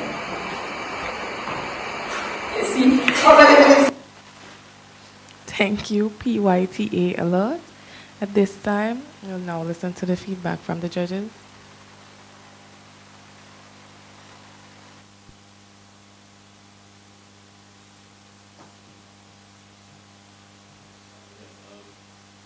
Good presentation. I do like the idea. They did say, and they probably are correct, that it's probably the only app like this in St. Vincent. I'm not sure really what would incentivize truck owners to use it as such, in terms of it seems to be a system where you just you're advertising yourself, you're advertising your services, and allowing customers to choose you, basically, to hire you. So there are other things, just normal things that persons use every day, Facebook, etc. I'm not sure why a truck owner who is probably not really tech savvy in terms of downloading app, etc., but would already be on Facebook, for example, like why they would say, you know what, let me do this, unless they can really roll it out in a sense where they are certain that customers use the app and would continually just hire different truck drivers all the time. I'm not sure there's a market for that in some instance, but that's my feelings on the idea itself. In terms of the actual app, I would have liked to see a bit more of a walkthrough, just something in terms of where we could see screenshots, anything like that, to show exactly the functionality of the app and what the experience would be like for the customer and for the truck owner. A bit more discussion on technologies, things like that, but yeah, that's my feedback. I think it was a really, really good idea. Again, security, the biggest concern, because you have information online as well as persons' banking cards, which is a debit card and credit card. So security should be a top priority in that sense, because persons wouldn't want to put their information online without feeling secured. Trying to figure out what they're going to have stored on Google Drive for who to access, how they're going to access it as well. I think of this like Uber for trucks, because you go on the app, but how do you incentivize truck owners and operators and consumers to download your app, to use your app, rather than going on Facebook and trying to advertise themselves? So they need to explore and see how they're going to incentivize persons to actually download their app.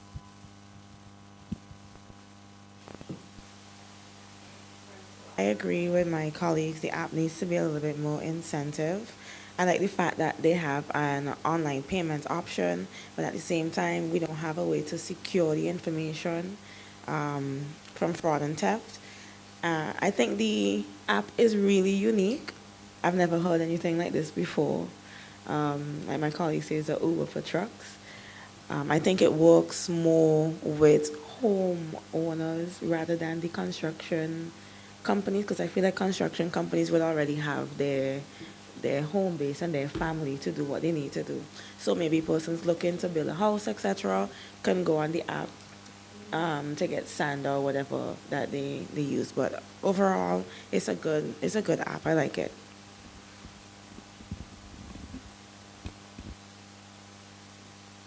But yeah, I think it's a good idea. I think it's somewhat related to another app that the Sandy Bay School was coming up with as well. Maybe that's something that they can think about how those two things could work together in the future. Sustainability, I think expecting the Ministry of Transport to contribute to something like this might not be ideal, might not be practical.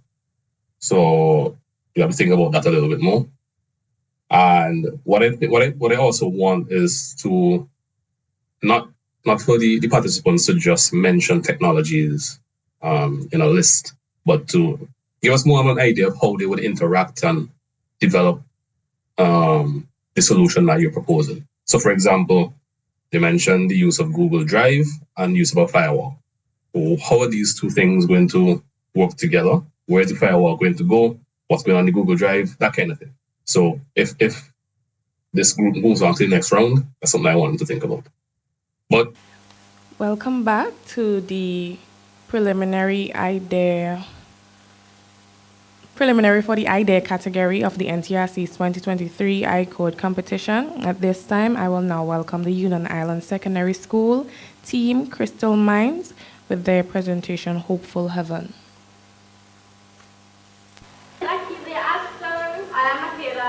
And I am Larissa James, and we are Crystal Minds. The problem: mental health includes our emotional, psychological, and social well-being. It affects how we think, feel, act, and helps determine how we handle stress, relate to others, and make choices.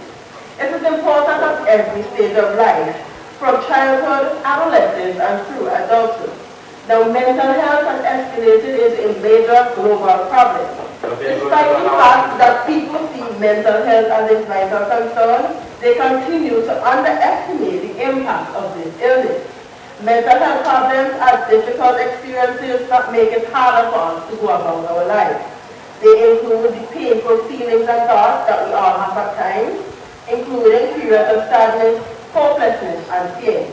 They are not a weakness, but rather just responses to what's happening and what has happened to us and around us.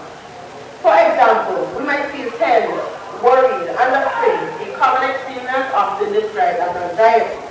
This could affect our sleep, eating, work, studies, and dealing with people in our lives, as well as alcohol and drug use. Other people will not know how we feel unless we tell them. Getting support and looking after our mental health can help us get past problems like this and prevent them from becoming more serious and long-term.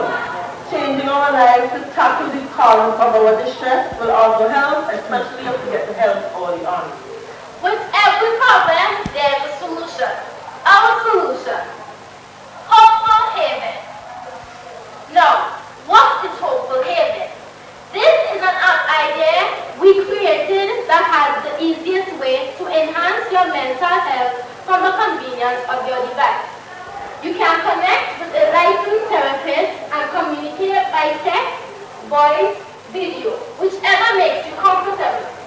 You can also receive daily motivational quotes with half of them being inspirational. We aim to overcome negative thinking, reduce stress, relieve anxiety, stay motivated, and get a better understanding of your emotions.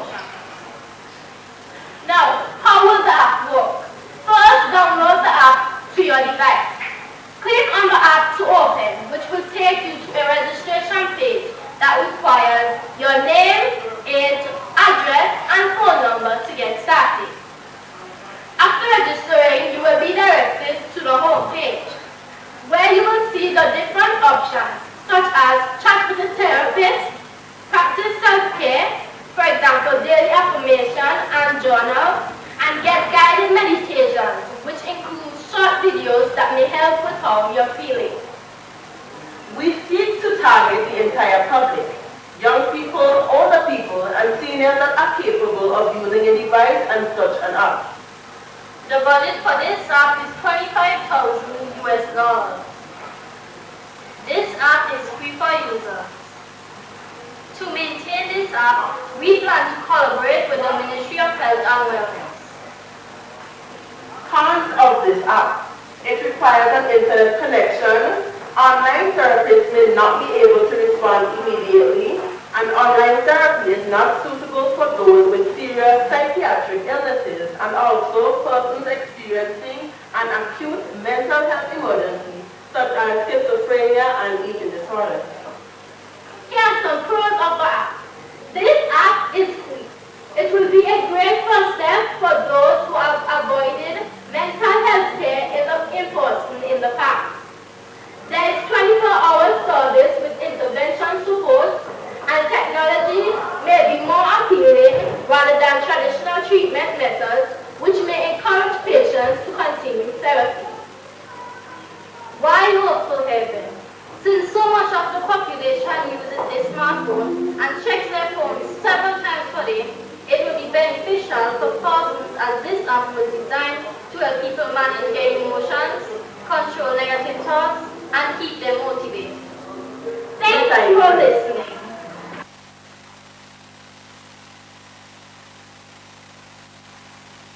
Thank you, Crystal Mines. At this time, we'll have some feedback from our judges.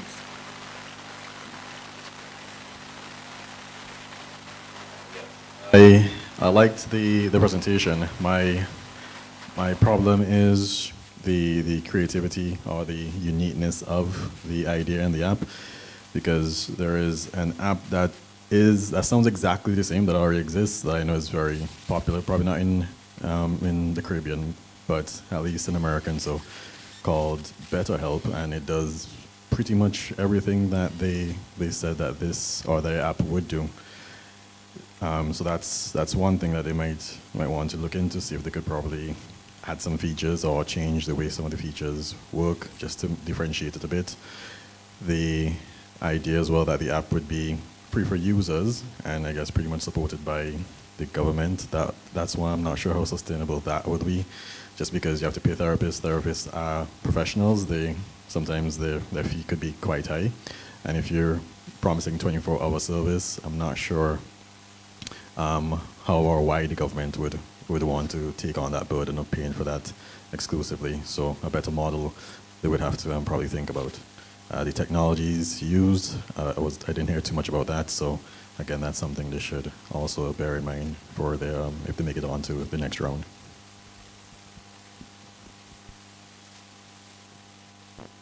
I think it's a good idea, but as my colleague said, there's another app that does that, as well as they say they have licensed therapists, but who would be supplementing the cost to pay the licensed therapists as well. They get in their budget, they say they're targeting the Ministry of Health for their budget. I don't think they would want to pay for that in regards to that. Well, let's say they're targeting everybody as their target audience, and I like the fact that they say their pros and cons as well. So I think they need to just improve on it, figure out the little quirks about the app itself, but they didn't specify how the app would go about working. They didn't go into any details about the app. They just explain what they're trying to do, but they didn't really go into the app itself.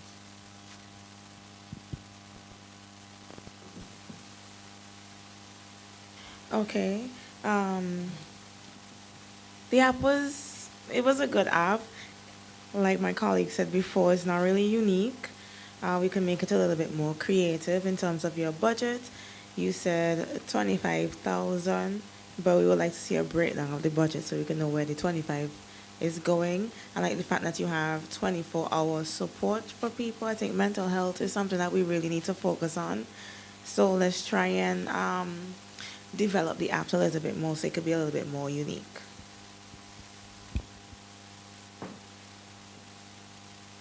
Yeah.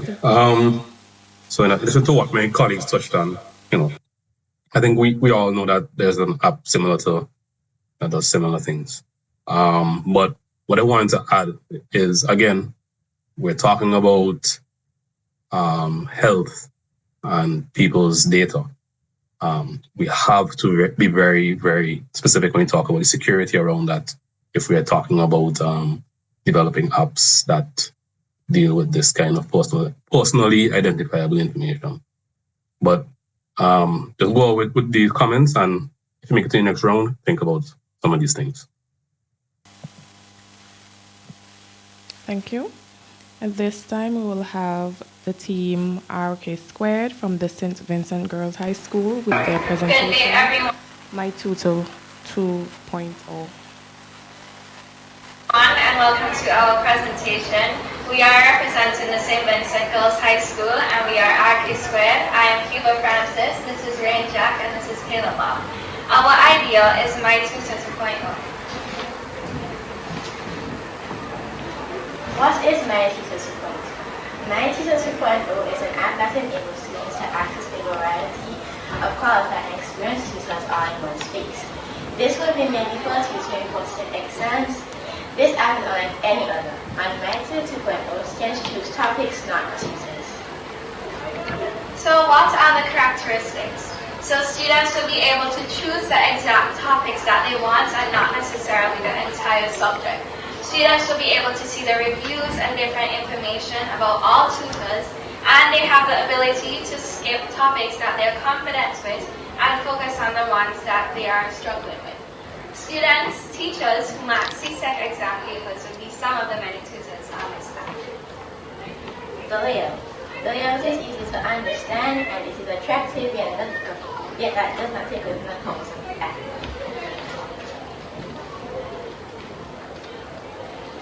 So, what are the requirements of the tutors?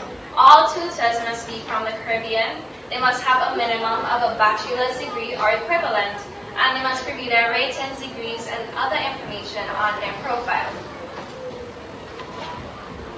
The requirements of students. Students must have attained a minimum of formulas in the secondary school curriculum. Sessions are to be paid for in advance, and they must have all the curriculum in all classes. Why My Tutor 2.0? So it can be difficult to access tutors when CSEC exam time pops up, especially with convenient times that fits into every student's busy schedule. My Tutor 2.0 throws all of those problems away.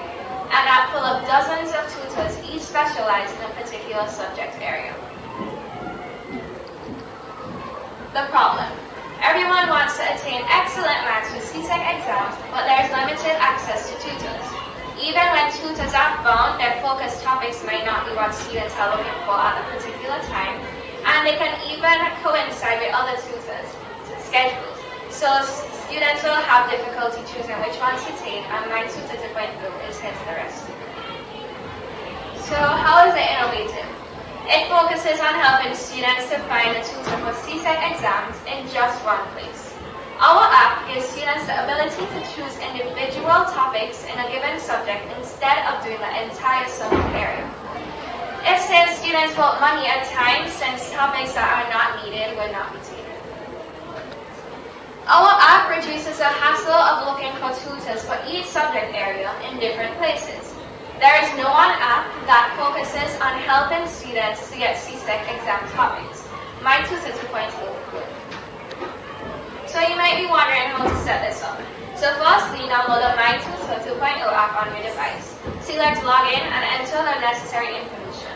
After doing so, you will see a list of subjects. Choose the subject that you're willing to take, and you will see a list of topics.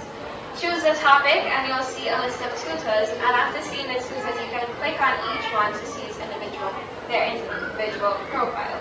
After doing so you can click request and you will be mailed if it is accepted. So the slogan is supplying tutors all in one place, capability you can trust. So this is how the icon is. The home screen, this is the app on the home screen. This is how it is setting up the app. These are how the subjects will be displayed. The topics will be like this. The tutors under who teach that topic. And this is an example of a profile for an individual tutor. So the pros. So it will help students to access CSEC exam classes, and it will offer all core CSEC exam subjects as well as additional ones. When using this app, students can rest assured that they are being taught accurate material because each tutor will be specialized in a specific subject area.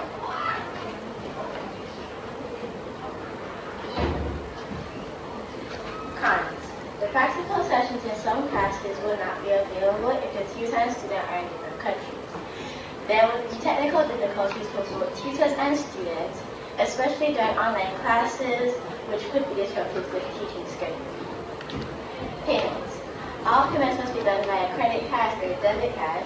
Payments are non-refundable but can be transferred once a valid reason for absence is provided.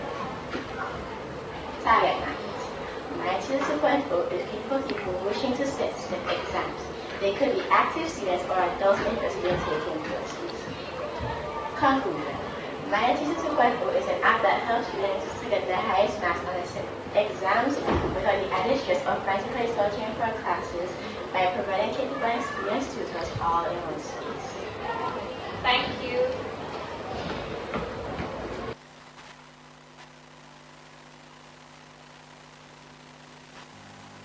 Thank you, RK Squared. At this time, we'll now hear from our judges. Mr. Brown, you could start.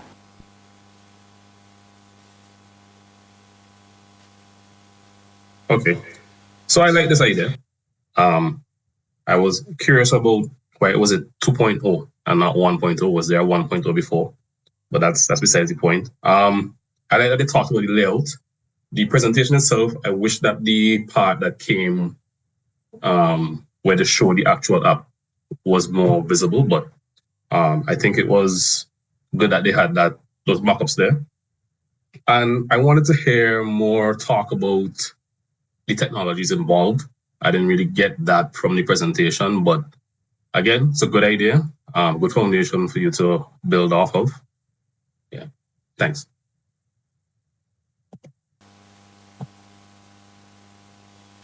I also like the idea. And that 2.0 was in my head too, because I was like, where's the first one? I think it is innovative. However, the technology aspect is missing. And I'm trying to differentiate it from regular tutoring like via Zoom or Google Classrooms. What makes it so unique? Because you can get a tutor on Zoom and tell them that you want to focus on this specific topic of this subject, right? So it's just missing a little bit of uniqueness for me.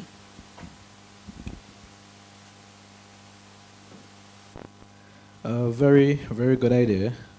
So far, I like it. I like the fact that they did a walkthrough with the app and it seems user-friendly and easy to use, easy to understand and so forth. They talk about the tutors that they will be getting and payment, but they didn't talk about the security within that payment and how they would be using those IT practices and to inculcate with the app. So they need to express more about the practices that they will be using while using the app.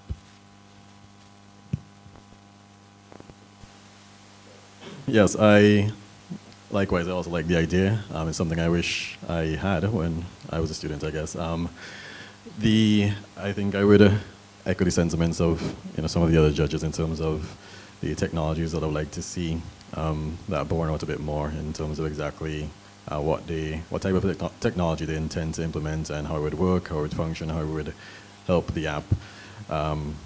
The layout, the mock-ups I liked. I like the breakdown and explanation of the layout. The sustainability, it was just briefly touched on in terms of, there will be payment via card, but it didn't say how much, to whom exactly, how are the teachers being compensated, if it's just a big pool, if it's a subscription model, how's it going to go? So maybe a bit more thought into the business aspect of it, I guess. I was also wondering why I get that it's CSEC, but I was wondering why they were limiting it to teachers from the Caribbean, but I guess that's more of the business aspect of it. But overall, I do like the idea. So maybe just a few things to take away if they advance to the next round. Thank you. We will now welcome the St. Vincent Grammar School team, AniTrack. Hello, I'm Ryan Vera. I'm Jedi Seymour. And we'll be presenting to a proposed application, AniTrack. The proposed application will work in tandem with animal microchips. AniTrack will be the primary source of communication between the user and the microchip. The app will allow users to track and monitor their animal's health while also providing a variety of housekeeping matters such as bookkeeping and online shopping. We will now present to you a skit that we devised in order to showcase the app's features. Yo, Vera, you hear about the new AniTrack app? No, what's it about? It's this app that allows you to monitor the health and location of your animals. Oh, that sounds useful. Do I need to make an account to use it? Yeah, well, as soon as you download and open the app, you'll be prompted with a page that asks for your first name, your last name, and your email in order to register for an account. Oh, that sounds so simple. What does the app do exactly? Well, as soon as you're done registering for an account, you'll be entered into the first of 3 tabs called the Banner. This will allow you to choose special areas on a map of St. Vincent that are called grazing grounds that will not allow animals to exit. What will happen if an animal wants to exit the grazing grounds? Well, if an animal wants to exit the grazing grounds, your phone will receive a notification and it will show the location of your animal and yourself on the map. Oh, that sounds useful for combating PYTA last week. But does the app track anything other than the animal's location? Yeah, if you click on the animal's icon, it will display to you information about the animal, being its ID, its temperature, its exercise, its heart rate, and its weight. Oh, what can you do with this information? Well, the app will make use of AI and cloud computing in order to provide suggestions on how you can keep these statistics normal for a healthy animal. Okay, cool. Does the app do anything other than track animals? Yeah, the second tab is the bookkeeping tab. This one will allow you to store documents such as receipts so that you won't lose them lying around the home environment. Okay, that sounds useful. My last receipt yesterday. You said there were 3 tabs earlier. What's the third one do? The third tab is the storefront. Allowing for manufacturers related to the agricultural industry to pay a portion of their profits towards us in order to get their products featured on our storefront for users to see and possibly buy. Additionally, the app will be free to use and will not require users to pay any money to sign in. The chip, on the other hand, will require users to pay money in order to attain for chipping of their livestock and for more complete usage of the app's many features that are offered.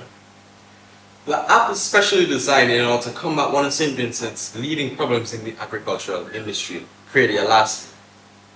PYTA is a very substantial problem that many farmers often fall victim to, which can cause a large loss of capital for them. For those farmers on the smaller end, this problem is especially damaging as they are only in possession of so much livestock already. This app, however, will serve as a way for farmers to track and care for their animals more efficiently, reducing economic loss. The app, and by extension the chip, will serve to revolutionize the agricultural industry in St. Vincent, allowing for the prevention of PYTA by allowing farmers to track their animals' location and set grazing grounds, which are plots of land drawn by the farmer on a map in the app designed to alert the user when the animal has left them. Additionally, the chip will also have a feature that allows you to check the animal's health statistics and even make recommendations on things such as temperature, weight, exercise, and the animal's heart rate. Seeing as smaller scale farmers also may not have sufficient money in order to buy a chip implant, the cheaper option of a collar for the livestock will be available for them. Although the collar will be able to carry out the same functions as the chip, it will have the added risk of loss due to the collar being more exposed to the elements and easily visible to thieves. This will be countered, however, as the collar will be very tightly wrapped around the animal's neck and very durable, making it incredibly strenuous to remove for anyone but the farmer. The chip promises to have many capabilities that will aid farmers in the care of their livestock. It will be able to accomplish these feats via tiny sensors that reside on the microchip and make use of cloud computing to store the data. The chip will utilize AI to interpret the data it gathers to determine whether the animal statistics are normal or contain abnormalities. In the case of an abnormality, the chip will alert the users of the abnormality and provide suggestions on what they can do in order to rectify them and return the animal statistics to normal. The chip also makes use of satellite technology to give farmers information on the general whereabouts of the animals on the AniTrack app's map. The chip will be able to tell the users whether it has been damaged or removed from an animal by making use of sensors present on it, a feature that will be especially useful for those who utilize it with collar.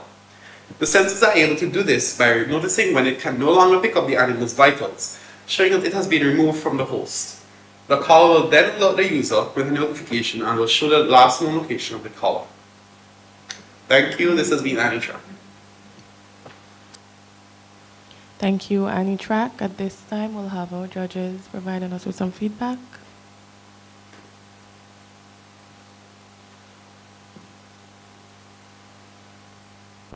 All right.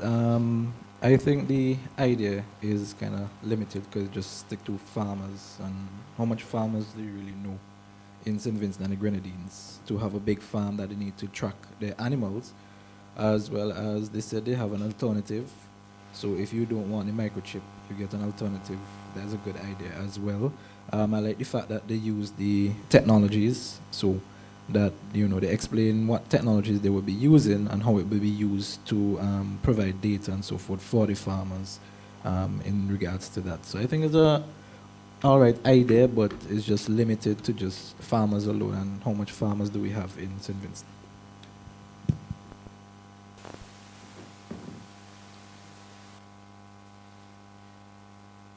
Yes, it's a good idea. I do like the idea. In terms of the limitation, like my colleague was saying, maybe just to expand to not just St. Vincent, but it can be expanded to other countries, and so because especially in these parts, farming is something that is big. So if you do, regardless of the number of animals, it could be quite useful. The only issue that I picked up on is in terms of the sustainability aspect, is that they said, okay, well, you won't be paying anything, you just buy the chip. In terms of the business of it, the business side of it, a lot of these animals most are, for slaughter. So after you kill the animal, is the chip reusable? The collar, can you put the collar onto another animal? Does that limit the business aspect of it in terms of, okay, well, I only need to buy one set of chips because I can keep using this chip and this collar over and over for different animals? In that sense, a subscription model might make more sense business-wise, but I get that this is more of a app idea competition, of course. So that is just one thing I picked up on, but I do like that they actually discussed the implementation of different technologies, GPS tracking, and so forth, AI in terms of statistics for the animal's health. So those things I think they did well on.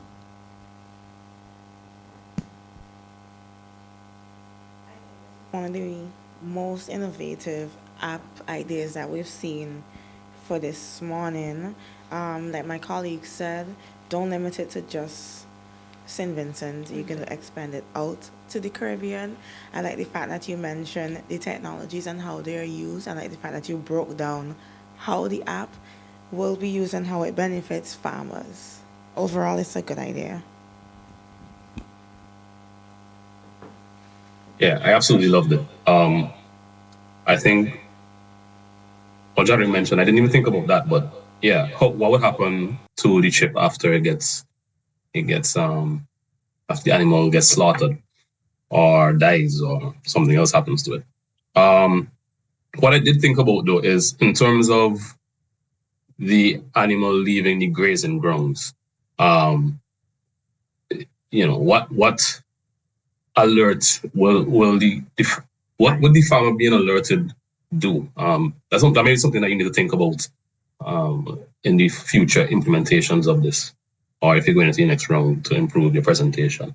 But I think it was well thought out. I like that you took us through the entire need for the process for the app and how the app would work and solve the issue. And good job. Thank you. At this time, from the Bethel High School, we'll have the team APAX with their presentation, Police Record Access System. Greetings, judges and fellow competitors. We are representatives of the Bethel High School in this year's NTRC ICode competition.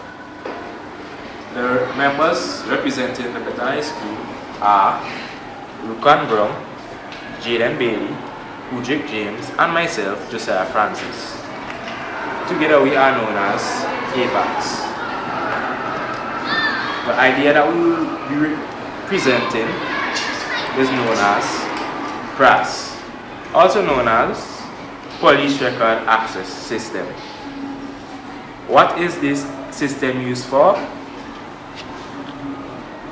It is used to access traffic offences by drivers on the island.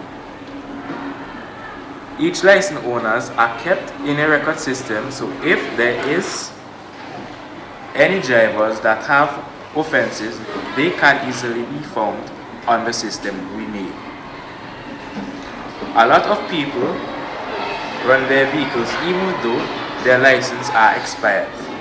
So if any officer pulls over someone, they can easily see if their licenses are expired and how long, and make the arrest.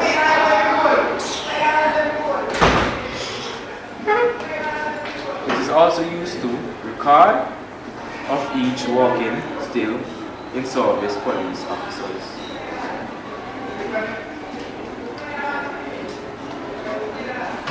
Another use for this system is to access police record of each citizen in the country. It can also help improve the policing. How do we intend to do this? We intend to create a database for our citizens, create an automated database for license holders and registered vehicles, criminal reporting system for traffic offences where it will have a shared record. We are creating a database for all officers and have a reporting system of arrests made by officers to inform the station. This is the end of the presentation. Thank you, Apex. This time, our judges will give us their feedback. So the app was interesting. However, they didn't state how they're going to sustain the app. I'm not sure if I missed that. And how would the police know who to pull over to get the information? So is that random search? Because if they're random searching you, they could just look at your license and your insurance to see if they're out or expired, right? So unless that information is going to be on the app for them, like to scan something on a vehicle and then you see if it expired or not, then I understand how it works. I think there's a little bit more work there to be done in terms of the technology being used. So if you move forward to the next round, just think about those stuff.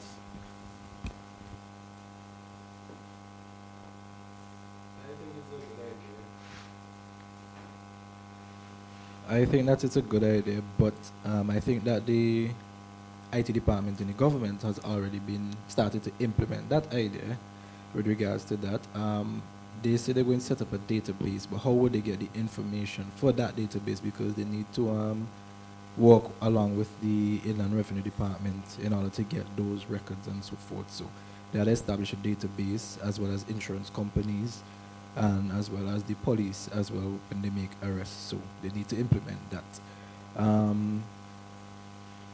In terms of doing it, I'm not sure how they're going to sustain the app, really and truly. They didn't mention anything about pricing and so forth, how they're going to get the funding to build the app and how they're going to maintain it. So yeah, they need to work on those and explain the security within the app as well, so persons cannot hack it and change their records and so forth.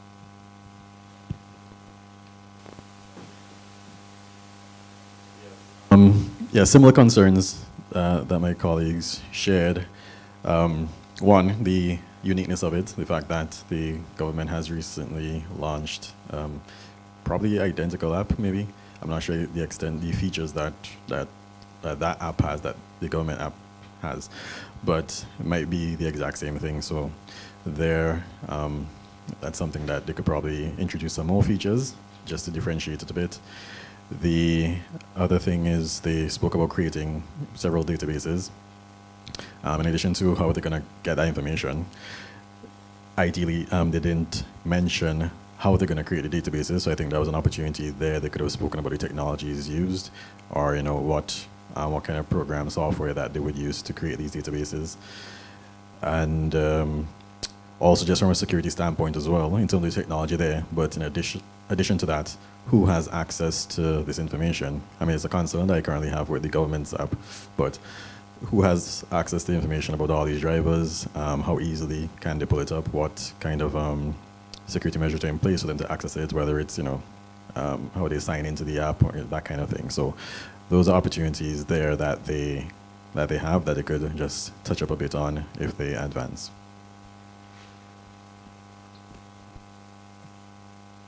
Yeah, I have nothing new to add really. I think my colleagues touched on everything that I had noted here.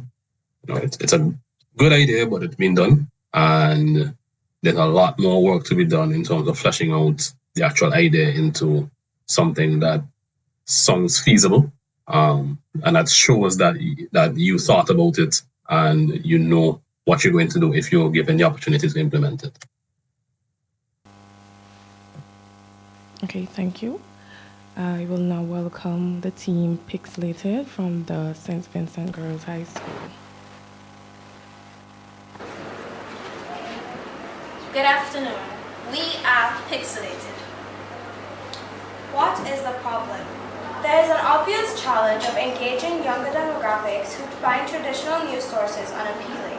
There is the lack of an easily accessible and captivating platform for staying updated with local news and consolidating diverse content in one place. In addition, social media feeds often lack local focus, prohibiting users from receiving news that keep them informed about their surroundings. Hey, I'm a young person who wants to keep up with what's happening around town, but traditional news channels are boring. Introducing Vincent. Imagine a world where news comes to life in the palm of your hand, delivered by your community. Vincent is your answer to disconnect between younger audiences and all news outlets. It's a revolutionary app designed to captivate, engage, and stay informed. Become more Vincy vigilant. Vintel's aim and targeted audience. To engage a younger audience with news delivered through short videos and posts, akin to popular social media apps using original sources. To offer a secure platform for authorities to share accurate information without concerns about unauthorized users spreading false messages, ensuring a reliable official communication. Providing real-time data in easy accessible formats, ensuring a seamless and convenient user experience. Vintel will be designed for use on the go, requiring an internet connection or mobile data. Its audiovisual format allows users to access news, engage with the community, and stay informed anytime, anywhere. What makes Vintel innovative? Vintel's innovation is rooted in its transformation of traditional news consumption by adopting a captivating social media-based format that resonates with younger audiences, offering engaging visual posts and videos.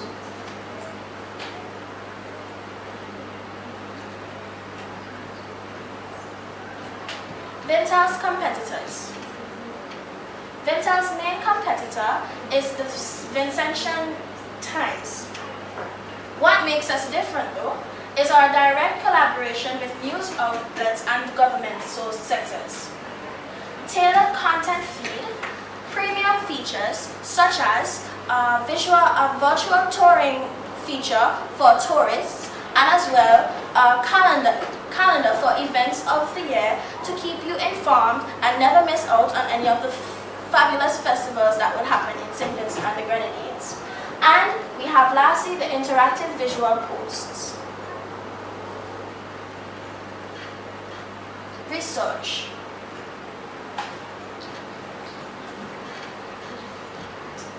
What will Vintel need for smooth running? Firstly, Vintel would need personnel to run the app all throughout the years. Equipment that would help to maintain, that would help the app run. Finances, which would be a total of $50,000 US.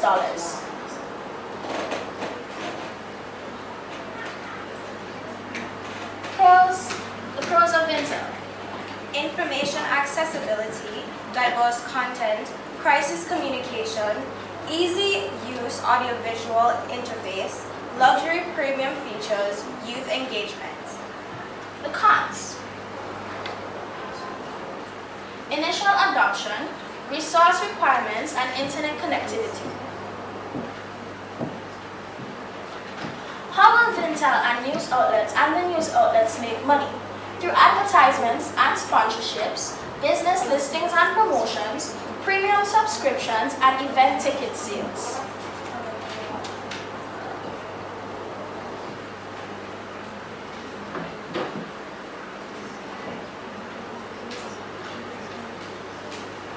General app flow.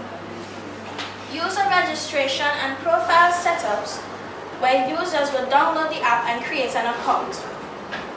They set up their profile adding details like location, interests, and preferences. Vintel will employ robust source code encryption to shield the app's core infrastructure, making it difficult for unauthorized access to sensitive data. Content curation and personalization. Users select their preferred categories of news and topics. The app uses this information to create a personalized news feed for each user, including real-time updates, videos, and posts. Accessing real-time information. Users can navigate their personalized news feeds to access the latest events and announcements relevant to their interests and location. The app will also have an additional feature where it provides weather updates based on the user's location or preference. Then we would have the interactive visual posts and videos, and then official announcements and collaboration of government authorities. The local news outlets can post official announcements directly on Intel, and then the premium features and additional services. Thank you very much. Thank you, Pixelated. The judges will now give their feedback.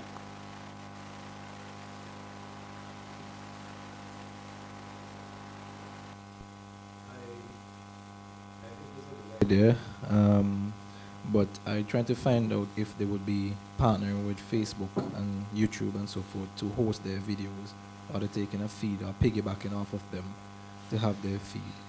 Where would their information be stored? It seems like if they're partnering with local newspapers as well, so is their content really, original, or if they're getting it from the news source and so forth? So what separates them from, from me now, going to different news sites and getting my information and so forth? They say they would sustain it by ads and ticket sales and so forth.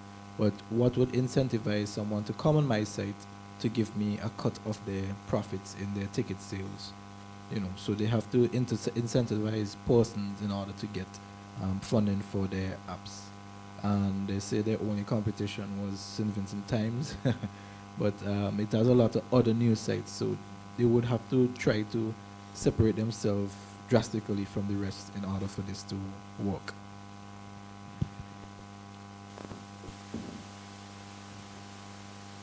Yes, I agree with what my colleague just said. They also said that they'll use a variety of equipment, but they didn't state what equipments would be used. And with the 50K, we don't know how it's being broken down into. They didn't state what the premium services were.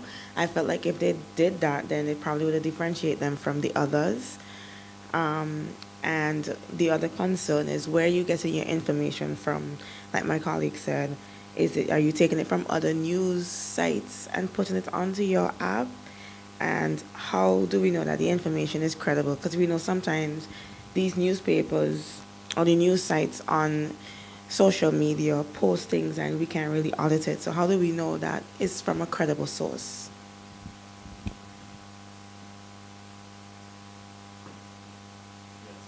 my concern was just the positioning of the app and who they wanted it to market it to. I initially thought it was something to attract younger people, to get them interested in the news and they were talking about the social media aspect of it.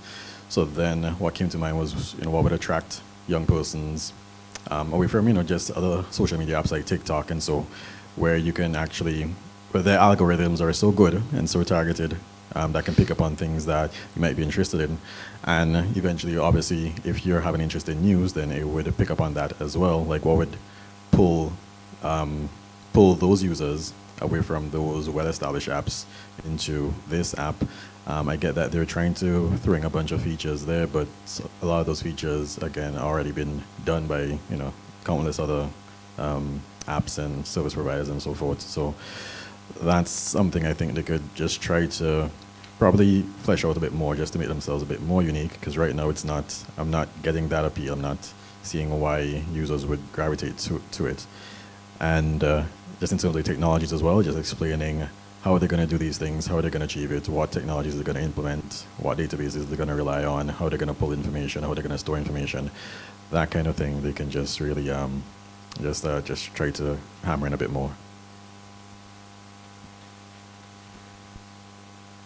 Yeah. So I struggled as well with the idea of what is this app going to fix? It's the presentation started out saying that young people are not engaging with news enough. I think if that's the angle we're going at, the presentation could have spoken a little bit more about how this app solves that problem. I also think that the news, the field of news is something that is a shrinking pool. So to try to innovate in that space might be a difficult challenge to undertake. But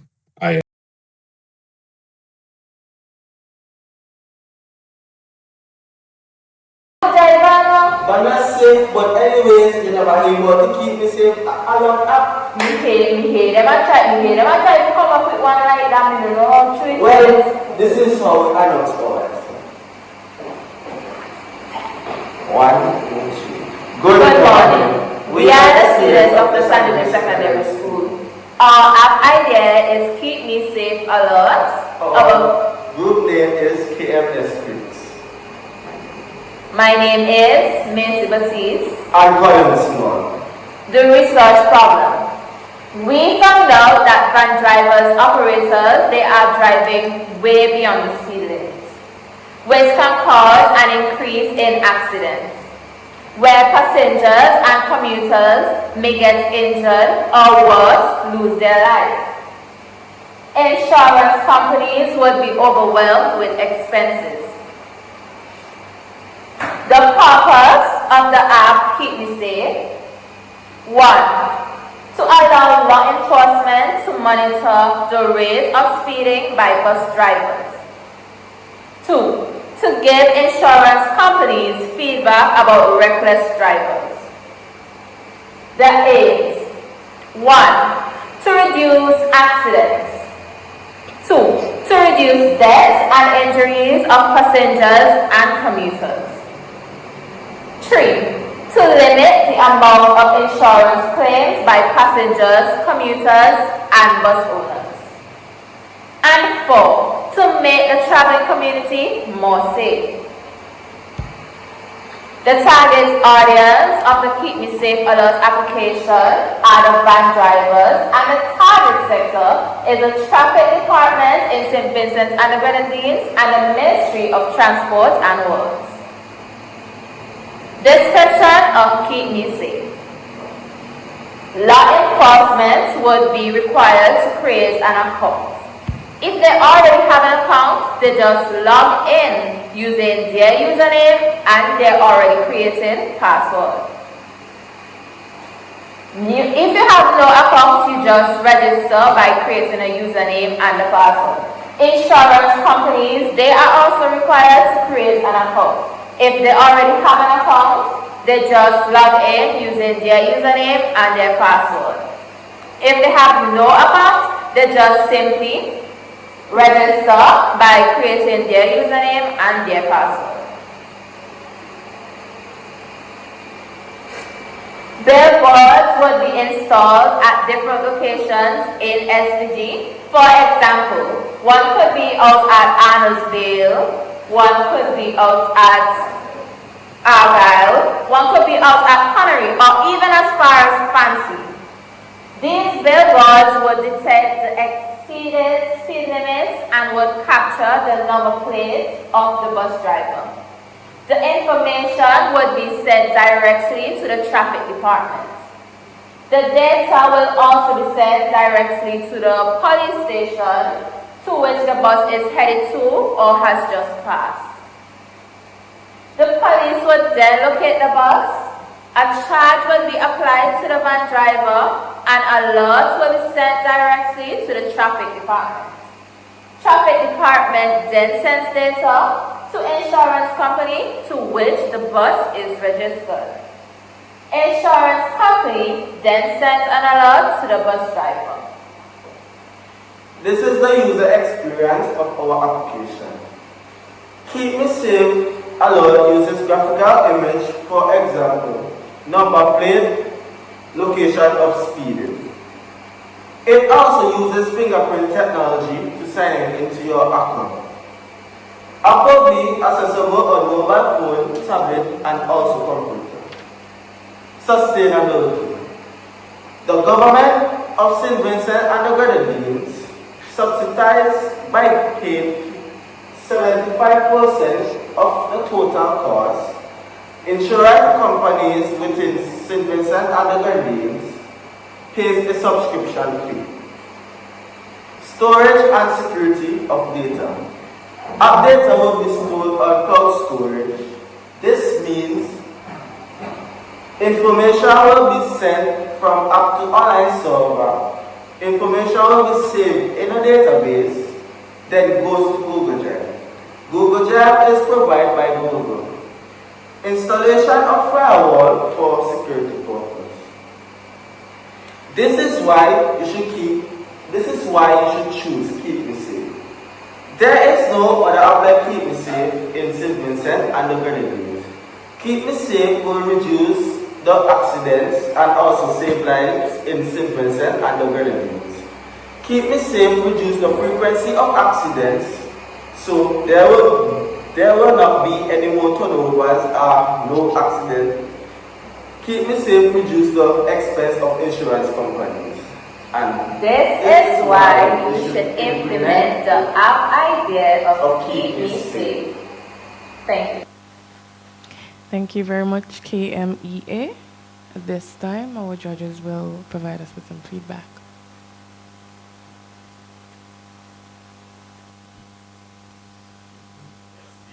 The idea is it's one I'm trying to grapple with, but the things that stood out to me were one. Well, I like that they spoke about the technologies and so that will be implemented in terms of security and things like that. But in terms of the app itself, what I'm struggling with is that they said that the target audience was the van drivers. I'm not sure. It seems as though it'd be disadvantageous to them to have this because it's seeming to penalize them for speeding and stuff like that. Other concerns or other things that they should think about is if it is like billboards, they said, would detect speeding and things like that. It's something that other countries face when they have the traffic cameras and so. You obviously know when they're coming up. So if the van driver knows a billboard is they're about to approach a billboard, they would just reduce their speed. Once they pass, they speed again. So in terms of the idea itself, some things might want to be fleshed out. But yeah, I do like the presentation. I like the effort and the idea. So, but some things they can just put some more thought into in terms of how the app would work and function and who the audience really is.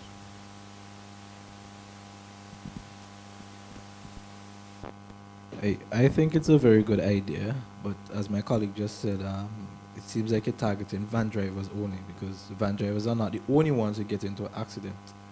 In terms of the billboard, I don't think they would want to use billboards because persons would know that they are coming up. I think they could place the cameras in strategic locations that nobody knows, as well as the database.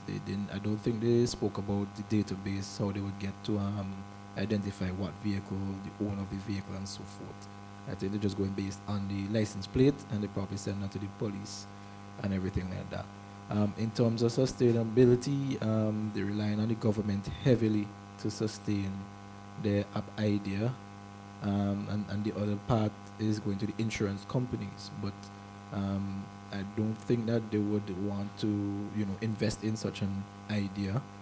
And the technologies, they spoke about the technologies and how they would get the information from the camera to their system, to the police, and to the insurance. But they could have dived into that a bit more. Yeah.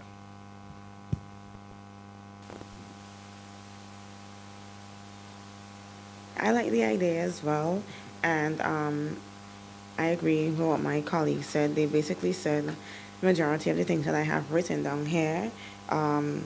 Don't limit it only to fingerprints, right? You could implement the passcodes, face scanners, other security measures. In terms of the Google Drive, again, we have to be careful with how we use that, especially for insurance company and law enforcement. How are we going to protect other people from hacking into the company's database or profile from seeing other people's information? And like my colleague has said, speed cameras would be the best fit rather than billboards.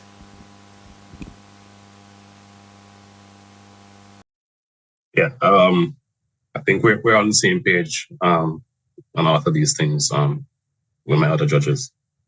The only thing I wanted to stress on again is that let's not just have a list of the technologies, but let's show us how they work together, show us how they help you to achieve your stated objective.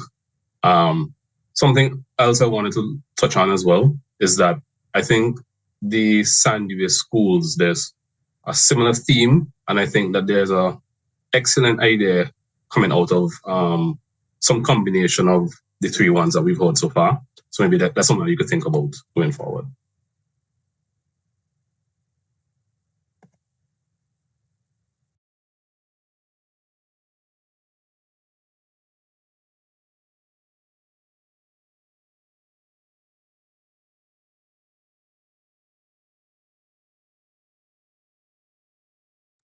Sorry, I'm not hearing. What is the problem? Compared to previous times, at present there's still a significant amount of domesticated animals, abandoned and lost animals on the streets, otherwise known as strays. These impacts on strays include road kills, starvation, deprivation of water, shelter, lack of companionship, which results in shorter life expectancies and increase in death. The impacts on humans now, strays carry zoonotic diseases such as rabies and other diseases which can contribute to increase in infections and deaths, street nuisances, property damage, and environmental contamination of waste, etc. Better Paws solution and aim solution. Better Paws would be an app that would facilitate the location, rescuing, and rehabilitation of stray animals in St. Vincent and Grenadines, connecting them with animal centers or willing civilians ready to provide them with a sanctuary. Aim.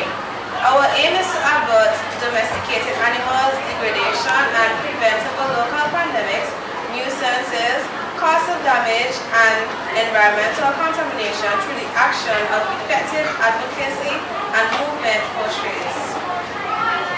How it works. Better Paws user-friendly features will allow users to report sightings of strays effectively. Better Paws reports will require details such as location, description of animal, and any specific needs it might have from observation. Animal centers and volunteers will receive these reports from Better Paws, and they can coordinate rescue efforts and prepare necessary care for the animals. How it is brought out to actuality. So animal care businesses such as the VSCPA and 784 Paws would be recruited to join the app by adding information about their businesses and their services and contact information. Animal lovers and interested individuals would download the app and be given an app tutorial on how to use the app. When situations arise where a user uses the app, the information will be directly sent to the animal service that is available and care arrangements will be made. The situation will be assessed by the animal care services and appropriate measures will be taken. Users will not be required after reports are completely and thoroughly submitted. Features. So we have push notifications, which is effective relay of messages and alerts to lead animals to care centers for the rescue. Island maps, so it enables the users to see locations of reported stray animals and nearby animal centers. Chats function enable communication between the civilians, reporters, and the animal care services. And feedback system, whereas there's a navigation system which leaves users confused, instead of leaving the users confused, it gives us feedback on what our users like and dislike and helps us to improve the app. Other features include personalization, allowing users to customize the visual design, filters which give them exactly what they want, security, the end-to-end encryption, and augmented reality within the map app to give you a 3D view. This is a sample prototype of how our app would look with the different menus on the side, the filters, and the user-friendly interface. So our idea is innovative because it would be designed to locate, rescue, and care for all animals, more user-friendly and aesthetically pleasing than other apps. And unlike other apps, other animal locators, for example, STC Turtle Tracker and Whale Domain Dolphin Trackers, it provides an articulate map and menu making simple tasks ambiguous. In addition, there is no other app like Bethel High, known in St. Vincent and the Grenadines, or even in the World Wide Web. Our target audience is animal lovers, pet owners, volunteers, and animal centers. Animal breeders who join the app and take advantage of the features will pay for advertisement of their animal offspring. Better Paws will partner with regional animal care services to create an animal rehabilitation center that will be a start to contribute to tourism. As a start, a small but significant amount of locals will be able to gain jobs. Initially, the aim is not to make a profit, but it can be initiated with adequate funding and partnership. The app is non-profit and would require partnership with animal care services, and for the start will need minimal human intervention and would be self-sustained in the long run. Subscriptions aren't required, and both iOS and Android will be allowed to use this app. Maintenance and development will be done by our small team of programmers. Next slide is just an idea budget for implementation, which will come up to a total cost of $7,836.46. The additional features, there will be updates like additional AI chatbots to assist users with any needed information, the augmented reality, cloud computing, and biometric systems for security and access. Pros and cons. Pros, it contributes to the prevention of spread of zoonotic diseases and minimize roadkills, contributes to the reduction in environmental degradation and sanitation, and creates awareness and advocacy for our animals and animal lovers. The cons are, the app will require an internet. In conclusion, animal life is something that should no longer be overlooked. Animals can bring us together in unexpected ways. Animals give us many reasons to care for them. This app is the start for a better future, starting with humans and our animal friends. Thank you.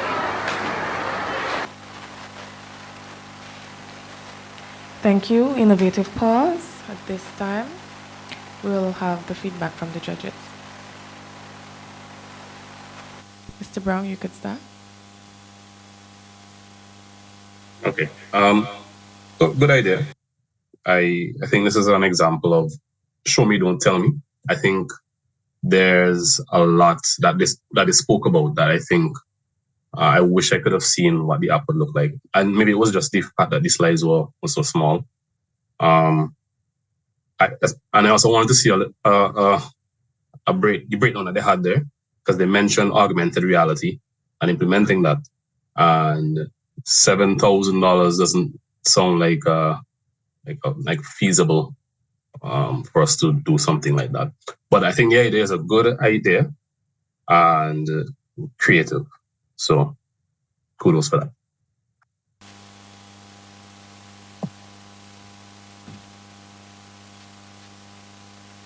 Yes, I agree with Andre there.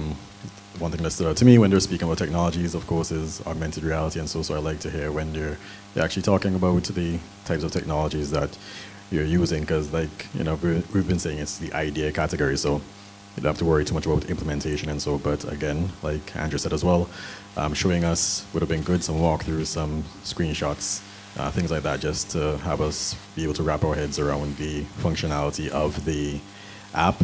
I like that they were probably the first to mention which operating systems the app would run on. So that was good. I like it's a good idea, good social benefit. Yeah, so I think maybe just a few things to just probably button down on for if they advance, but good idea.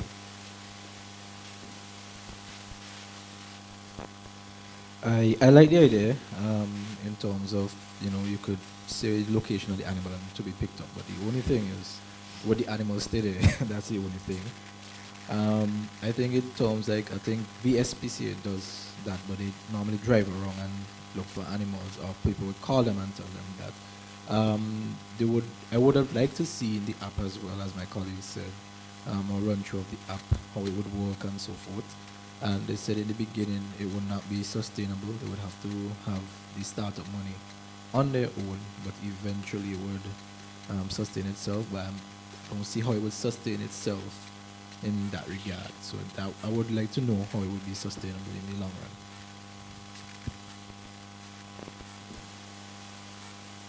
Very creative, like my colleague said. I have here the sustainability. It's a little shaky. We need to know how you're going to sustain the app a little bit more. And I also have, a breakdown of exactly how the app works, like a visual look. That would have been great for us to see. Okay, thank you. We will now have our final team for the idea category. From the Bethel High School, name of the team is Purple Eclipse. We are the representatives of the Bethel High School. We are competing in this year's NTRC ICode competition. The name of our group is Purple Eclipse, and the members of our group are Janicia Mayers, Stephanie Seals, and myself, Shafika Williams. The ideal title: BRLS, Book Rental and Loan System, is to create an automated system for book loan and book rental for the library of the Bethel High School. What is this system used for? To ensure the books are being paid for the Ministry of Education. This system can be used to check the condition of the books without physically having to come to the school. Keep a record of the books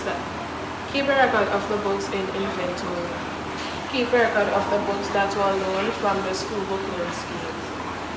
To keep a record of the books that were borrowed from the library, and to ensure there are no discrepancies with money. How do we plan to carry this out? We plan to do this by creating a database for the books stating their name, edition, author, and the year it was published and its conditions. For instance, your front page of your English Matters book has been torn off and you completely lost it. In this case, you could use our system to access these qualities: the name, edition, author, and the year it was published, and its conditions ranking from A to F. We also plan to create a database for the students by giving them a 4-digit number and their initials, giving them a source of identification. In this case, In this case, students tend to have similar names in schools or maybe the same name. So it will be easier to access their information by using their personalized 4-digit number or their initials. We plan to create a database for the teachers, giving them a source of identification using the same method as a 4-digit number and their initials. In this case, teachers tend to borrow books to help out the students, and even if they can't afford, so they tend to borrow from the library. Some tend to not return a book after a while. So in this case, we can access their information using their personalized 4-digit number. So we can see what time they borrowed it, what time they returned it, and who borrowed it.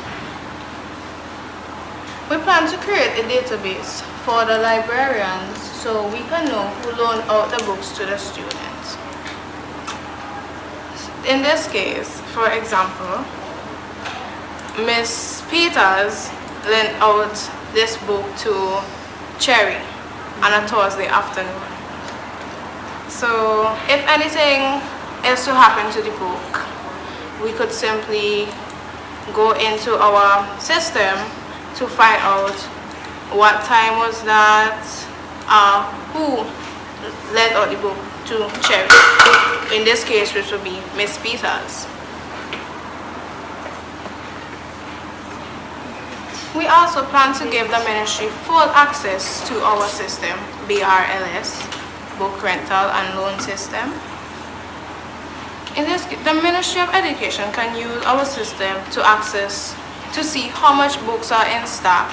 When we need books, they could also check how much money we're making from books also. Instead of having to have somebody to physically come in and check their sales, we could simply just use our system to access that information. And that concludes this presentation. Thank you, Purple Eclipse. We'll now hear from our judges.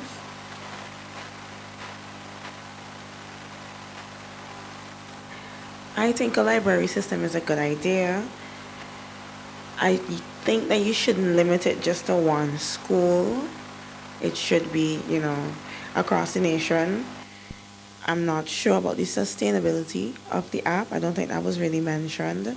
In terms of the database being used, I would like to know what software is being used to create the database. So talk about the technology being used a little bit. I like the fact that you will create student ID for each student and teacher's ID as well, so that will eliminate other persons using other persons' identification. So overall, it's a really good app. We just need a little bit more work. I think it's a really good idea because a lot of persons borrow books from the book loan scheme and some don't even return, and there's not a log to see that it didn't return and any replacement being issued. As Jamie said, the sustainability about it, I don't think they ever mentioned that. And they didn't mention some of the IT practice that they would be using to implement this software and how they would, if they would send a file to the Ministry of Education and they open it and see, what books are there and what's not, and who will be keeping a log of this. I hear they keep saying they create a database for this and a database for that. They could just create one database and have everything in there with the 4-digit ID for the student and teacher and whatever, and limit it to just the persons who are doing the book loan scheme. So you don't have everybody having access to it, so persons could change stuff. So you just limit the interaction with it. So let one person deal with it per school.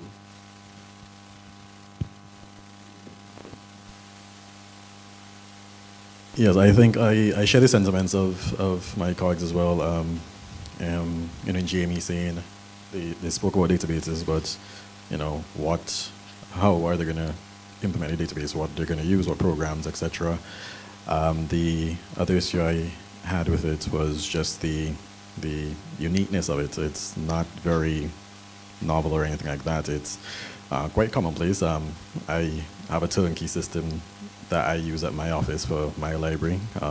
So it's about what would attract persons to use this app versus something that they could just, a turnkey solution that they could find online, because it is quite a common thing, and those solutions do pretty much exactly everything that they said that their app would do. So maybe they would want to introduce some features as well that would differentiate it from those things that already exist if they don't want to change or deviate from the idea too much. So those aspects I think they can work on.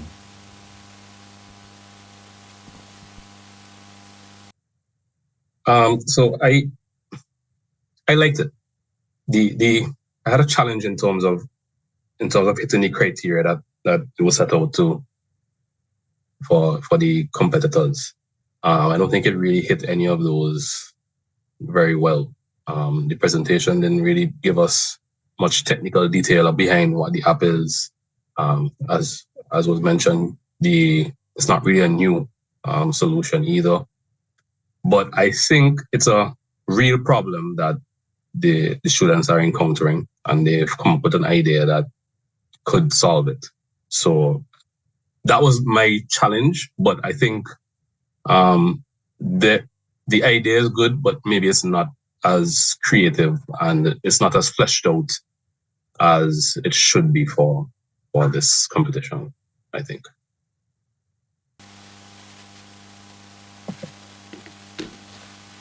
Okay, thank you. At this time, we would break for lunch and we'll resume with the open category at 2 p.m.